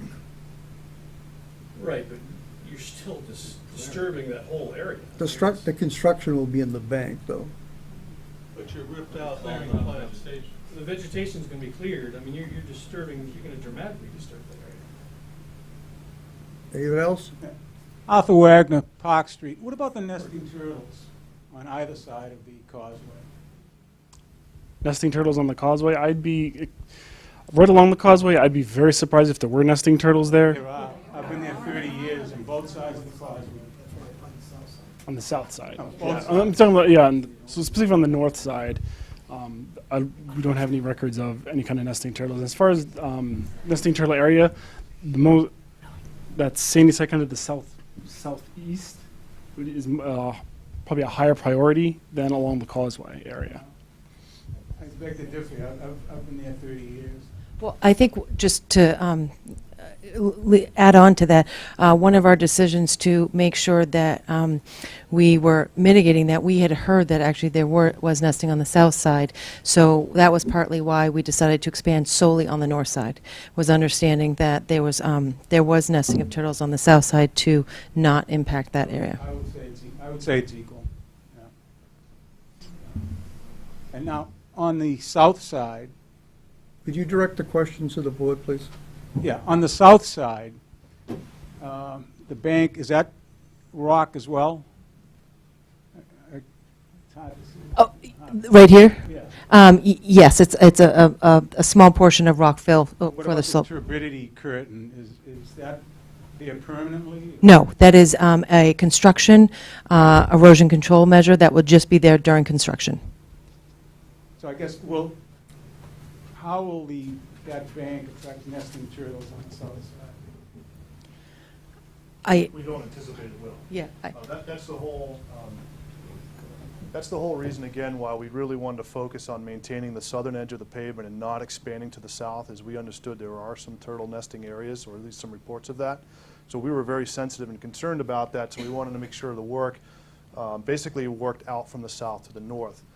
The permanent work, which will be left in place, is this stone, which we expect over time will revegetate over time naturally. The turbidity curtain is a temporary erosion control measure, protective measure, which will be removed once the Conservation Commission is satisfied that the site has been stabilized. They'll be authorized. The contractor will then be authorized to remove his erosion controls, but not sooner than that. So that erosion control measure will be in place. As I say, I don't know how people missed the turtle nesting on either side. We have a report of one turtle nesting area on the south side, and those turtles were not on the endangered list. Just to put this in perspective for you, we have a subdivision going up on Cranberry Meadows over there, and they're through natural heritage right now. Now, they have a whole nesting area for endangered species, the eastern box turtle. They are on the endangered list. The new laws that would shock me, the new laws that come out 5 years ago, these developers are allowed to use that whole turtle nesting area for development, construction, and road if they pay a fee to the Department of Natural Heritage. That is the law. It was passed when Governor Romney was in, and right now the idea of protecting something that's even on the endangered list is not there anymore. But what we have here is nothing in danger, but you'd like to think that if there were even snapping turtles around during construction, they would be physically moved. But that really doesn't impede a project, give us any rights in this matter. Just the way it is, right? Yep. Peg Bedard, 28 Lawrence Street. So I think the construction alone would probably disturb all the wildlife on that side and probably won't re-establish the same way. Can you explain what I heard? I don't know if I heard it right. Rip wrap? Is that what you called? That's all just solid stone it's put on a slope to stop any runoff, to stabilize the slope. So if that happens, would that interfere with the wildlife that would No. reestablish? No. Okay. The other questions I have are, how's the water treated? Pardon me? How is the stormwater treated? The portion that will be collected through the closed drainage system will go through a catch basin with deep sumps and hoods, which provides 25% total suspended solids removal. And then that discharge, that actually goes through a proprietary separator. We're using CDS units, or it's as an option, as an approved. What is CDS? It's a proprietary hydrodynamic separator that basically provides a higher level of treatment than a typical catch basin. So your catch basin, your water just comes in, goes out, and then you can have your large solids settle out, but it doesn't provide a really high level of treatment. This is a structure that does a swirling mechanism to allow some of those finer particles that have the pollutants in them to settle down at the bottom, and then you have cleaner water that discharges into the pond, and then they'll be maintained by the town. How does that affect the salt? Can't speak up, sir. How does that affect the salt? Questions here? Raise your hand. Okay, are you finished? No, I'm not. Okay, go ahead. So how are the solids removed? So they settle down in the bottom of these structures, and then you have like a vac truck come out and go in and suck them up and then discharge them to an appropriate discharge place. So there's a mechanical system, the C, what was that? It's a proprietary unit. It's not, the way it's designed is it doesn't have moving parts, but it's designed to allow, to push the water in a swirling motion. Imagine the water comes in from the side of this, the circular structure, the water comes in from the side. That action creates a whirlpool effect, which causes the suspended solids in that water to go to the side and then settle out, and then the clean water, which left, is allowed to discharge out to the pond.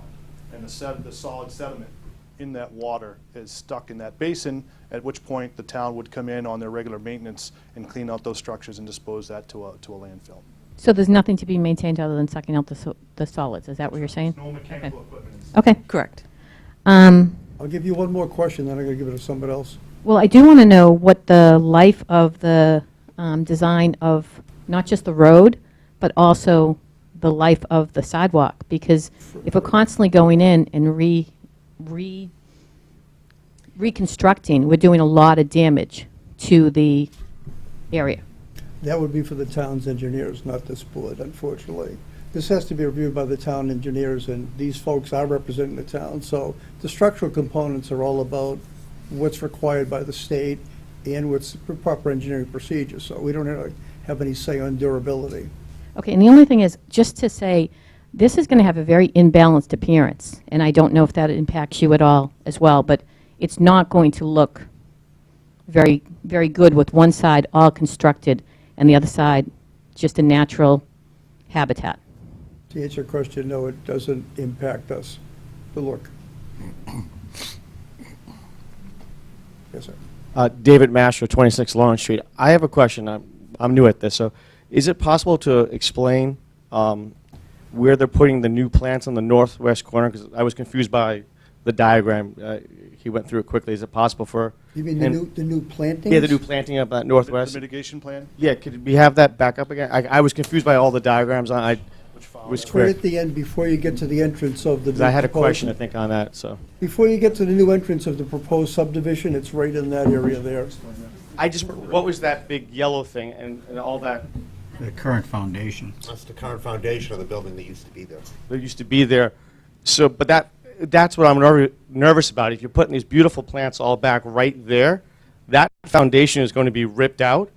So how do we make sure that stuff, can I go over, is not, because I'm going to assume they're going to have to take stuff here and rip out, and you're putting, it's not one, you're seeing a lot of bushes here, in here, so. There are no bushes going near there. Yes, but that's what he said, that it's not one thing, you're doing multiple, not bushes, but stuff here, but if this is foundations coming out, how do we make sure this is not? It'll be along the water, it'll be along the water line with the plantings. Well, this is.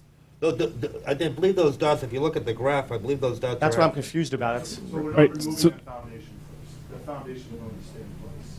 I understand that, but what I'm you're saying that you're taking some of the stuff here and putting it See where the green here. line is? Yeah, but he was Those are where pointing. the plantings are going. Wait, let me just, can I just, I'll put That's why I was confused. You So that's just pointed an to the example dots. of like, of some areas within that general area that we identified would be good locations for plantings. It doesn't say, we're not saying that there's going to be one plant there, 5 plants, whatever. Oh. Those are just like, all right, so we have a group of, all right, we're going to put 40 dogwoods, whatever it is. But it comes down to the mitigation plan has not been designed yet. No, I know, but what my. And the actual locations haven't been designed. I know, but what I'm just saying is, just by what we see as townspeople, I'm just saying, is that he's showing dots here and here. Those ain't dots for where they're going. Well, that's what he had pointed out when he said it. That's what it says on the ledger. This is snag to be created planting areas. Right, so, Well, let me just, let me just say this. If there's a planting schedule, it has to be warranted for Okay. X number of years. If something is affected by the developer, whoever, pulling out the foundation, he'll replace them. Okay, that's what I was just warning of, Right. to secure that we do all that mitigation, if that's the right terminology. I don't know if it's not. It is the right terminology. that- And and everything then all has of to a be sudden- warranted for a year, and if somebody disturbs that, like. Okay, an that's what I was outside gonna pond, say. They would replace That's it. the new habitat you're creating, and that's what I was very nervous about for that occurring. That's what I wanted, the reassurance from the board.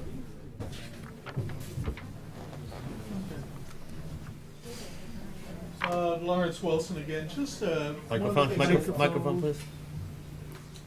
One of the things that came up initially was with the curve that salt would be collected, road salt and so forth. And my question is, where does that salt eventually go? I don't see, it's in solution by the time it goes into the collection pool. So how are you going to pull that salt out before you dump it back into the pond? As you noted, the salt will go into solution. We're not proposing to remove the salt, just the suspended sediment, sands, those types of particles. We're not removing the salt from the stormwater. Oh, but I did hear you say that you would help take care of the salt problem No. with the design that you had. No. Then why did we bring up salt? We didn't bring up the salt. We didn't mention the salt. So we're removing the suspended sediment, and maybe I didn't say that clearly enough. We're removing the suspended sediment, which is the salt, the sands, the grits, the dirt, that sort of thing from the water, not the salt. The salt's in suspension. I That's think what can't Mr. be Wilson was removed. talking about, right now, when the town sands the roads and salts the roads, the runoff just goes into the shoulders of the pond with curbing on either side and in a direction of the roadway. It's not going to be running directly into the pond anymore. Well, actually it is. Eventually it's Right, being no, it's built. not. We're putting curbing. No, it's not. There's a curbing there. The salt will. Right. The sand will not. Yeah, I'm talking about the salt. Right. Well, if it goes over the curb, it would. Salt ends up going into the lake. Right. The pond. Either way, this is a plus because right now there is no protection on either side for anything. Okay. So just one more question. Sure. Bill Gross from 21 Essex. John, this might not be a question for this group, but I appreciate just where we bring this. So for this type of bridge work, significant bonding is required. If there is an error, I just want to know who's carrying the bonds, and is there a peer review of the actual policy? Yeah, from to what I make sure understand, that we have the appropriate coverage from the it's state bonding, and the state, from what I understand, releases the money periodically as it's inspected. So there are outside peer review people that inspect it periodically, and then the funds are released over time. Okay. So the state actually has control of this, it's their money. Right. And so in terms of impact to the surrounding area, we have rights to those bond funds if there is an error with the state. So I just would recommend, or maybe this is another question for another time, but we should have a professional review the bonding and where the bonding lies by project. There's a building, there's a bridge bond, there's a construction bond, there's a street and road bond. We should really understand who is entitled to what when the backhoe goes in the water and they create some issues. So I would propose a recommendation to get an insurance professional a company representative to come in and talk about really what the exposures are and what the payout plan would be in case of injury or penalty to the community. This bond is a very expensive bond. I can tell you, being in a profession, this is a multi-million dollar bond with a lot of risk. And so I would recommend that. The risk being where? Environmental risk, there's a general liability risk, there is people getting hurt on the job and the town getting sued risk. This is a bond that's very significant. And so I would just suggest that we have a full insurance review when you're doing a bond work, and the bond in particular, the people in this room that live in this community have a right to access those bond funds in case there's injury to any extent. And mistakes happen, and it's not about necessarily stopping the project. We want to know what happens, right, when the mistake truly happens. And the bonding, I worry that the entire project that we're not talking about, we have to talk about bonding as well. So I'll direct that question to whomever you want. I'm looking for guidance as to that review, and we've brought it up amongst our community already. Well, I would turn you over to the selectmen for that, but basically, just in practice, when roads are done in the town of Norfolk, a bond is established by the DPW and outside peer engineers, and the bond is placed and secured before anything starts. It's released when the work is all done and as built. On this bridge, I know the state has control for review. It's the town getting their money, but this is a state project. Everything being done here is reviewed by the state. I believe the town hired these folks is because they work with the state on this particular type of project, and they're used to doing it, so they have a comfort level with them. But I think the state pretty much is going to control everything on this project, including the completion and the okaying of the final product. So this, just to follow up, do we have any rights as a community, although it's a state project, to review the bond, the coverages within the bond and the limits within the bond? Well, I would think that all of this stuff goes to the selectman's office, and everything is public record. That's the question. So I'm sure you can get a copy. I know in the planning board, we have a bond on any parcel. You're welcome to take a look at that, look at the components, look at the price, et cetera. So everything is Great. for Thanks, review. You're welcome. Bill Gross. Yep. Yeah, contact Jack Hathaway.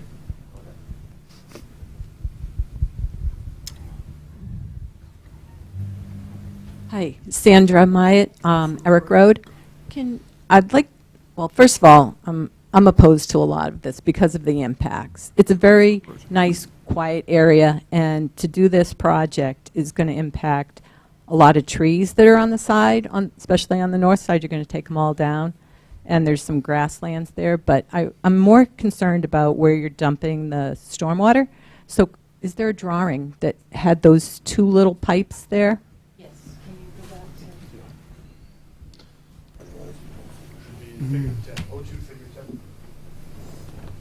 So it's, and I apologize, it is a little tough to see, but we've got some catch basins over here that kind of come down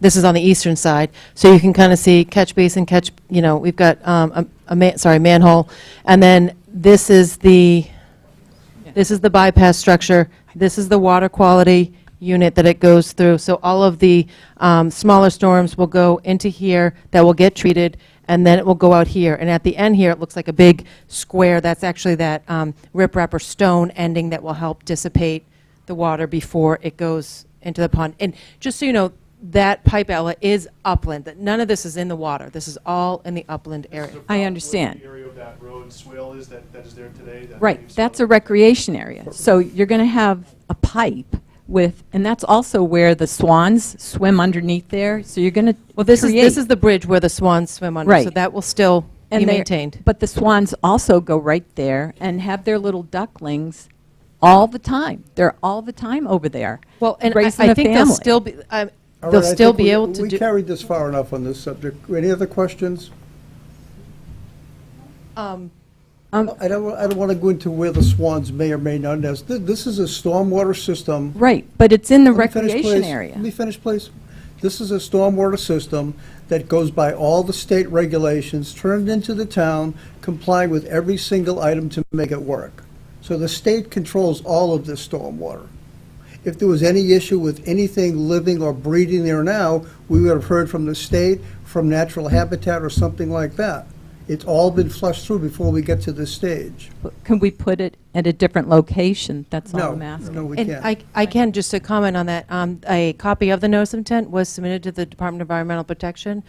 We did get issued our NOI number, and they did review it, and there are no comments. So they have reviewed the stormwater report that was submitted.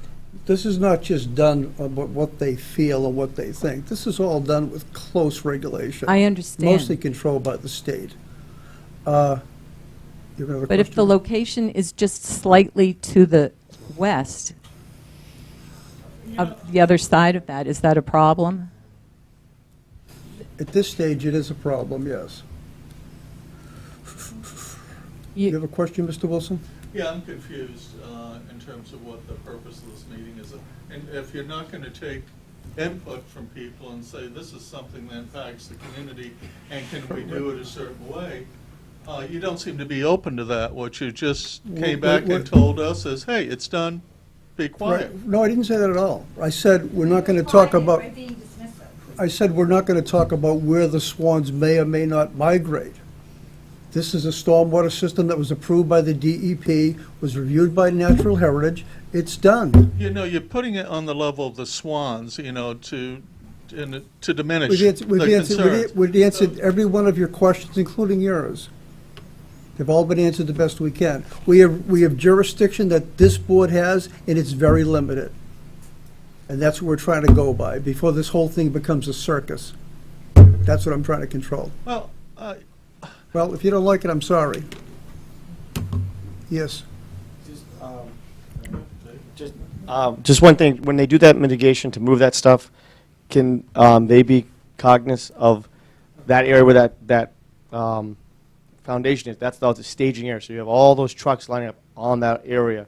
So the pollution from all those trucks, carbon monoxide, is not going to do that well for all that stuff there. So that's something that, you know, you can have new stuff that's just been planted, you know, and you got that construction starting immediately, could hinder it. You know, they got runoff, they got the, you know, something that I think, so they could be aware of it, so they make sure of that. I'd like to think that these engineers, as you had mentioned a few meetings ago, they're also representing the developer of Abbeville. So I'd like to think that when they come up with their design, they're going to be aware of the fact of what's going on. But I mean, that sounds like a little of an ethics issue, but that's another story. But I know you mentioned that before. Yeah. So, but yeah, I mean, that's the thing. I mean, I wanted to be aware of it. Like I said, all the plantings they do is going to be warranted for at least a year. So I don't think there's just going don't to want be any things to issue. be destroyed, and it's because that whole area is going to be clear, and that's the thing. We just don't want one side of our area to be, you know, devastated, you know, from habitat. You know, so you can come down, and the left side looks beautiful, and the right side looks, you know, like a moonscape. Right, I understand. To partially just to answer your question about refueling activities, those sorts of things, those will not be allowed, certainly within the resource areas, nor within the buffer zone to those resource areas. Then you have to talk to your other boss, because that's what he's already told us on our ZBA. That's where all his staging for his trucks to remove all that gravel and earth. So you might want to go back and check on that. That's all I got to say. Good, thanks. All right, thanks. Does anybody have any new information to? I have just a general question for you, Yes, John. sure. Which board has, which board, I understand it's probably not you folks, which board has jurisdiction over when, if this bridge gets done? The contingency plan for safety vehicles and use of the, you know, obviously there's no use for the This is bridge. a project with the town of Norfolk Board of Selectmen as the applicant. Okay, so is that who you, I They're direct in the charge. question to? They're in charge of the project. Okay, thank you, I appreciate it. Janet, you want some information added to this? You want your questions answered? Just a couple, it was just late this afternoon that we did get that DEP number. I've been checking. I called them this morning and said, Okay. I haven't, it's just been issued because I was just curious. And Yeah, every day I've been checking, so at least that's through, so. Yes. And just for hopefully the next meeting, if you can just give me some answers or phone call or something for clarification on the email that I sent you with the different questions. I'll follow up with an email with a copy of all the sketches that we submitted here tonight, in addition to, I think we've answered it verbally, but we'll answer it in writing as well. So now these, so they've got information on them, so they will be part of the, we don't have these yet, right? No, these ones we created for tonight, so I will include them in the email that I sent to you, these Okay, 3 super. additional sketches. So that'll be part of the record, too? Yes, Good yes. enough. Okay. And you understand we'll probably want to go to one more meeting, right? Yeah.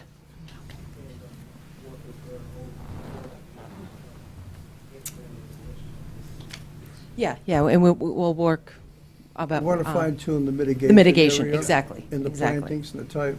Yes. And I think that would be it. Anything else you need? Me? Oh. If you can get back to me on these, and then we can look through, and if anything pops up, but that's, because it is such a big project, and it is the town, and there's so much involved, there's comfort with that, but also you have professionals who were, aware of things. You're not explaining to somebody what erosion controls are or something, so hopefully things that we might not be seeing, other people are paying attention to, because there's a lot at stake for this, so. Guys, any other questions? No. All right, so why don't we continue this to our next hearing on March 14th? What time do you have open hearing? 7:20? We have a 7:05 and a 7:15. So why No, don't we move this- 7:15. Why don't we move this to 7:15? No, we have a 7:15. We have a 7:15. I'm looking at it, that's what I'm saying, we have a 7:15. Oh. 7:20? 7:20. I move that we continue the Lawrence Street project on, Please keep it down, please. We're still in session here, please. If you want to. till March 14th at 7:20. Second? Second. All in favor? Aye. All right, we'll have it done. 1, 2, 3. We'll see you guys then, okay?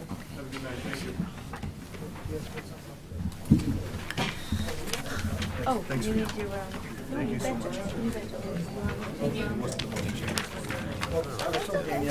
want me to, Super. No, good. Whatever, just to make sure, a comfort. Thank you. As best as we can, like, there's certain controls and regulations. And just so you know, bridal, or however we say it, Brindle Shiner, is in town. It's way up on the northwest, and Natural Heritage actually took it off the map because they felt that if push came to shove in a legal thingy, they wouldn't be able to support it, so. I don't know how to do it all. Not in this, yep. You have 2 sets of minutes?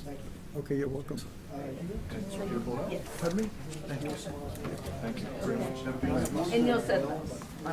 Oh, yeah, well, I'll email. Well, what Okay. I'll do is I'll come up with a more formal response to, I figured we'd answer them all verbally here, but I'll come up with a more formal response to all your questions and include it in one big email to you. Super. So I'll have all the, Super.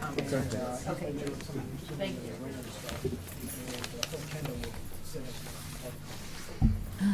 Very good. Thank you, good night. I've got minutes here for the 13th and for, Yeah, here's, I have no problem with my brother. anybody make a motion to approve the minutes for December 13th? Make a motion to approve the minutes for December 13th, 2007 as presented. Second? second. All in favor? Aye. Aye. January 10th? Also make a motion to approve the minutes from January 10th, 2018 as presented with no corrections. Second? Second? All in favor? Aye. All right. Corrections to the regulations.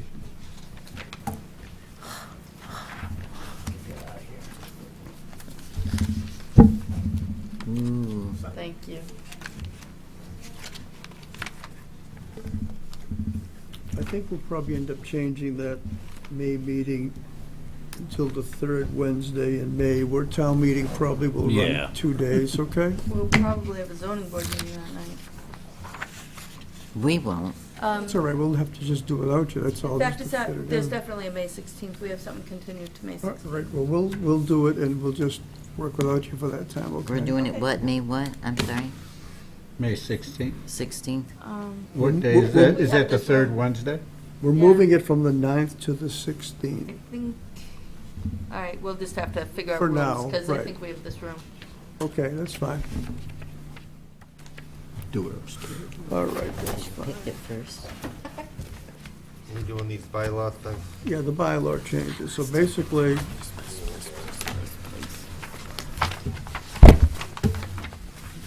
there's, what, two minor changes? One of them is just to change the fee from delineation to tie in with the state law, I believe. Is that correct, Janet? Page 22, 23. What about the first one? Page 9. Yeah, No. we'll get to that one. Oh, get to that later? Well, if you want. We'll do that next. Okay. Yeah, we'll do that next. So basically, you're changing the fee per linear foot from what to what? Anytime, Amy, you want Page to. 22. Oh, my goodness. Actually changing it from various. Do you have a colored copy there? No. Yes, that should be it. That's the 22? old version, so page 22. Page You probably 22. don't have yellow, you might have Okay. gray. Yes. Yeah. If you want to look, yellow's easier. I got it. Okay. Take that. So we're changing it to $4 per linear foot? We're changing number 4? Category 6 is $2 per linear foot. To a single, it says single, you may have one that says single home, but it's actually single family. Right. No, home, it's not single. single hour. Hour, right. Single family house is what it says in the completed one. And this ties into the state fees? And that's different than, see, all that yellow down there, section C? Right. That one line replaces all of those various fees. Can I say something? Yeah.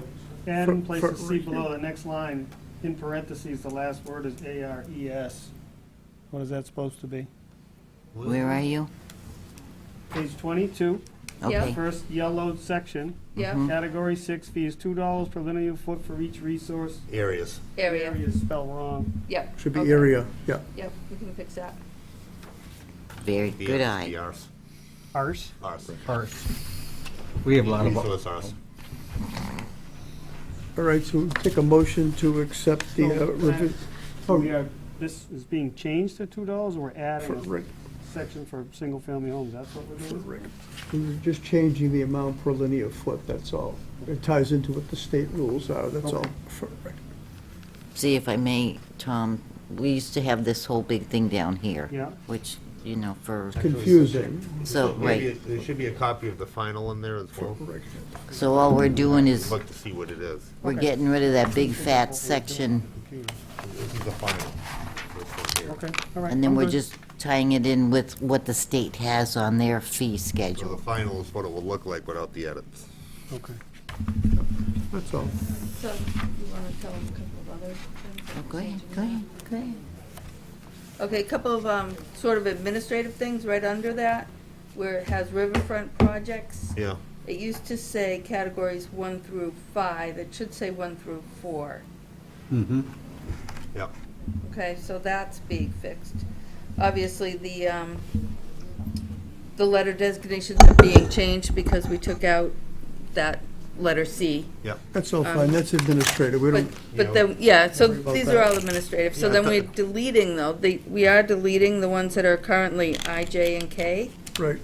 They're on there as no charge, so we're taking them quite off, just Okay. straight off. So everything has to do with the new fee structure that we're doing for delineation. Everything has to do with that. And some of it's just housekeeping. Right. You know, getting rid of some clutter. So we can have a motion to accept the regulation change for the new fee structure for project delineation. Motion to accept the new regulations for Project delineation. project delineation revised February 14th, 2018. Okay, second? Second? All in favor? I didn't say bylaw, I said regulation. Regulation, right. as edited. But this is part of the housekeeping. Footwritten. It's a regulation. Yeah, it says that up on the top. Yeah, we're taking, and then we're gonna be This is fine. changing the number of copies that folks bring in. Yeah. And I was Right, right, thinking right. that they would bring in 3 copies, big copies for the table and 1 for Janet.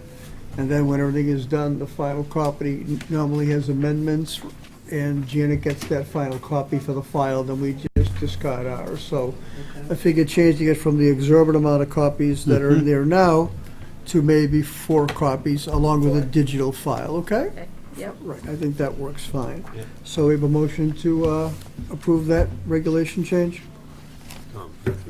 Make a motion to change the regulation to 4 copies and 1 digital copy for all applicants. Second, Second. all in favor? Aye. All right.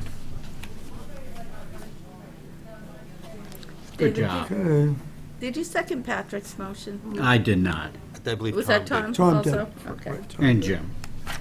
I thought I heard 2. Give it to Yeah. Jim. Yeah, we'll give it to Jim. We'll give Jim the assist. What else you got for Janice, anything? The assist. Anything else there, Amy? That should be it? What, changes on this? No. You know, Any other business? Yeah. Oh, What? She said yeah. Any other business, Amy? Oh, no, let's see. You had the superseding. oh, Oh, I don't just, have that. did you, No, I don't have that letter in there. oh, wait, no, you do. Make a I don't motion think to we adjourn. made copies of that, yeah. MACC, oh, I'm sorry, 14 Main Street, I don't know if you've got a copy. It's just a letter I had done up for 14 Main Street, that went to the homeowner and a copy went to DEP, so it was just giving the members a copy, so in case anything came up about it, but, Right. Yeah. Doesn't really affect us. yeah. It's for old, it's something we did a certificate of release on, but technically, we were okay with our stuff, but, you know, the whole thing about how you got 21 days once you close to issue a decision or something, well, if you get backlogged, sometimes it goes beyond. We didn't get that order conditions out within 21 days. We did issue it, but in the meantime, people appealed it and got paperwork from the state, so just for clarification, okay. the stuff you got was for the town, has nothing to do with the state, you know, so All right. that's. Motion to adjourn. second. All in favor? All in favor? Aye. Okay. Tell me about Mrs. Gleason now that we're all set. Mrs. Gleason?